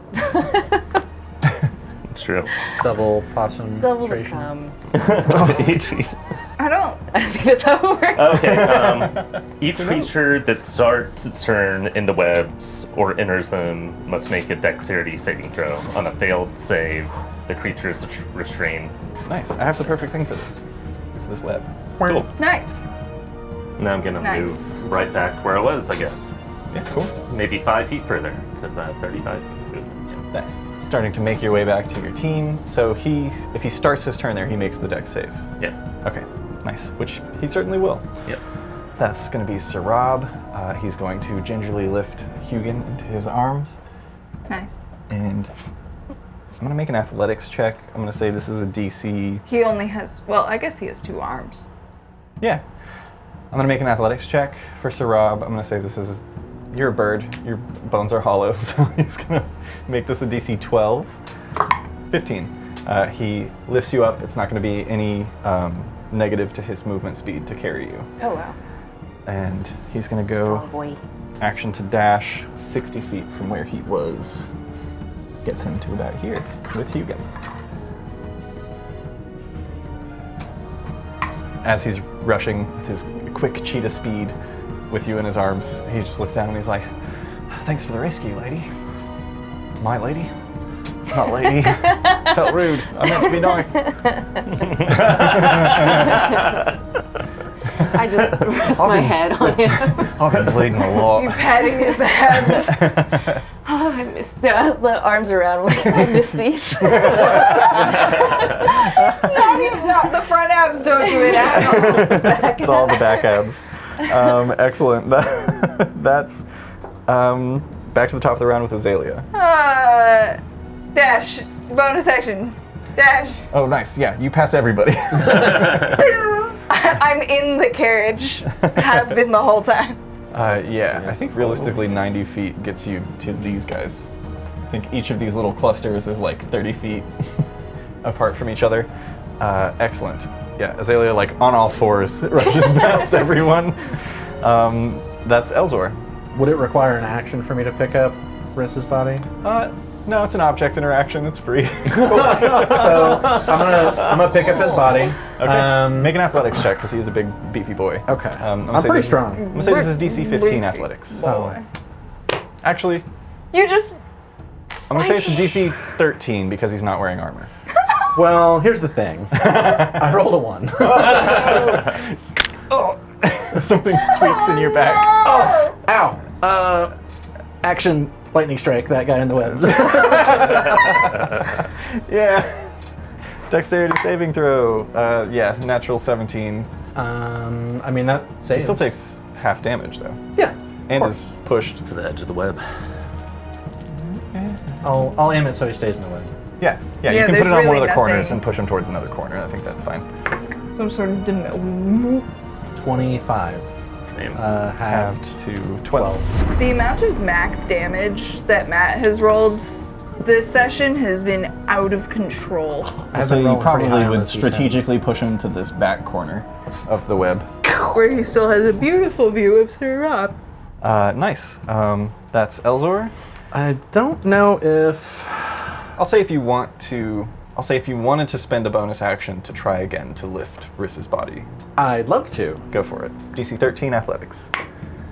Yeah, that's good. Much better. Cool. So Miss you, Elzor. now I'm gonna move. You like bend the other way and something cracks and you're like, and then you grab him. Like hollow bones. I'll grab him and move my full 30 feet. Yeah, I'll say on that successful athletics check too, you don't have any negative to your movement. You catch up to this crew with Riss's body in tow. Got our boy. Nice, that's Quartz. You continue towards the caravan, I presume? I'll. Can I get on top? Of Liliana, the caravan. you cannot reach it was 50 feet away, you can't reach it yet. Oh, we're not there yet. Yeah. I see. Yeah, I will It's over here. continue. Yeah. I'll continue. Okay, yeah. Continuing on, Dame Liliana, paw and wing. You continue forward. That is Sarag Shatterscale. He needs to make a dexterity saving throw to resist the web. That's pretty good. That's 23. Yeah, he saves. Okay. Is he just fine? He's fine. Okay. I mean, I'm still scared.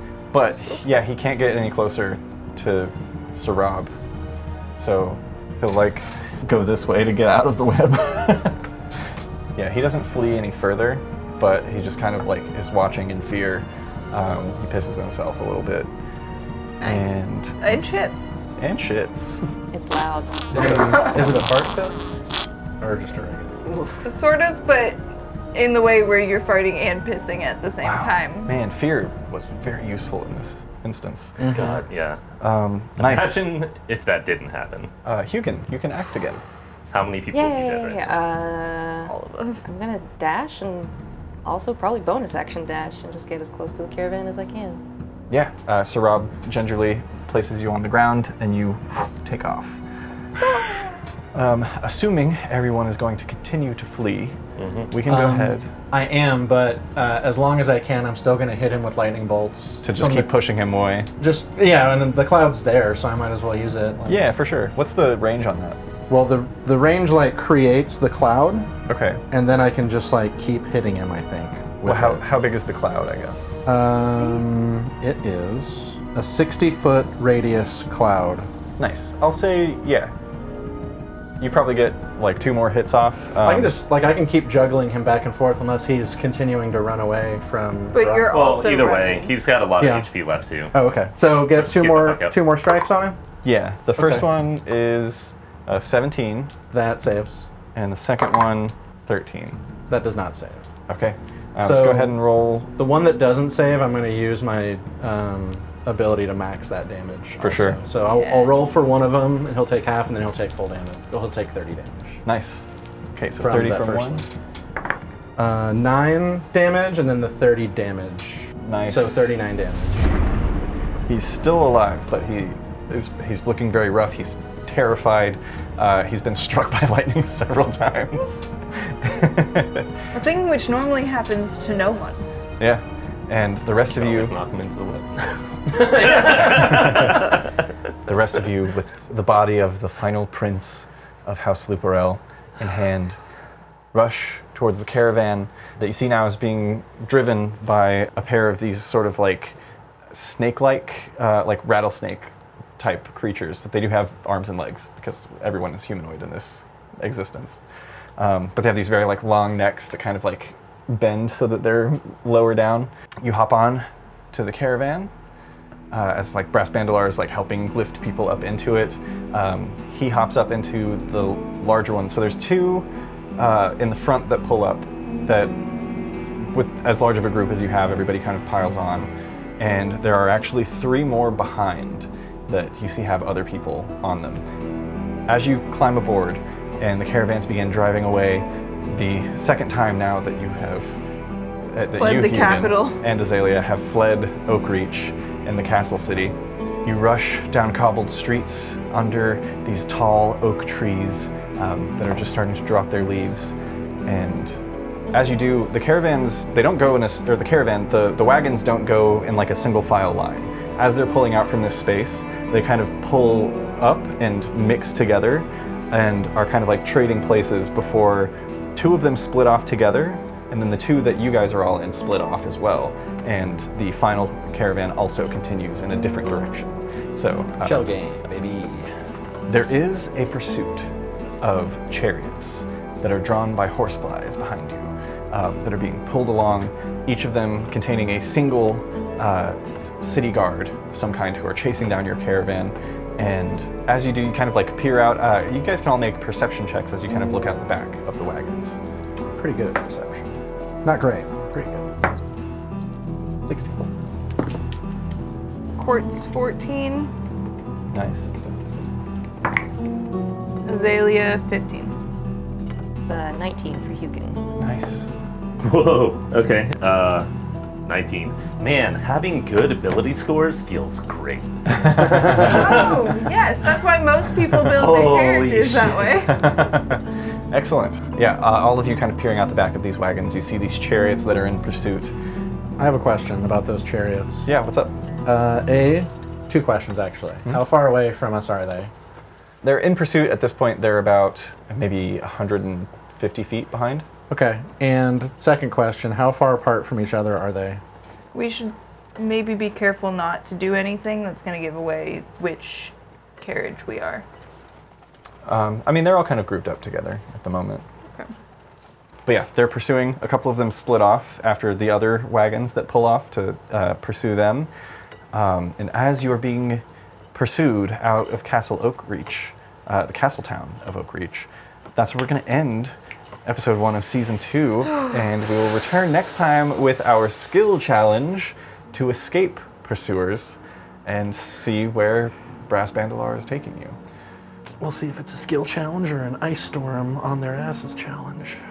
It seems that you're definitely influenced by the oppression that the Rain Lord has exerted over your people, but there seems to be something more. Something between just the two of you, perhaps? Has anybody seen my mother? She wasn't being executed. You were not able to track down Lady Basil in a time when you were planning this. You probably also worried that she had been captured along with Flank and Borgle once you saw everyone being kind of let out onto the stage, but it's odd that she wasn't there. I know there's a clever woman. I'm sure she's either gotten away or hiding out somewhere. Sir Bilious Prongstrike in the lead grabs a spear from one of the guards next to him and hucks it forward. It lodges itself in the back wheel of your carriage, which then quickly spins around, catches. The entire wheel breaks off as your carriage tumbles to the side, and I need everyone to make a dexterity saving throw. Oh boy. They, are stricken by lightning. They're struck. They are struck by lightning, is that correct? They're struck by lightning. Oh, that sounds so wrong. Yeah, it's not They are stricken malaria. with disease, yeah. They explode. So, the other 3 are going to make spear attacks on Elzor with advantage. Of course. Sir Bilious Prongstrike pulls this massive greatsword from his back, and it's odd. You see, as he pulls it out, where you're expecting to see like a glint of steel, it is dark black as onyx.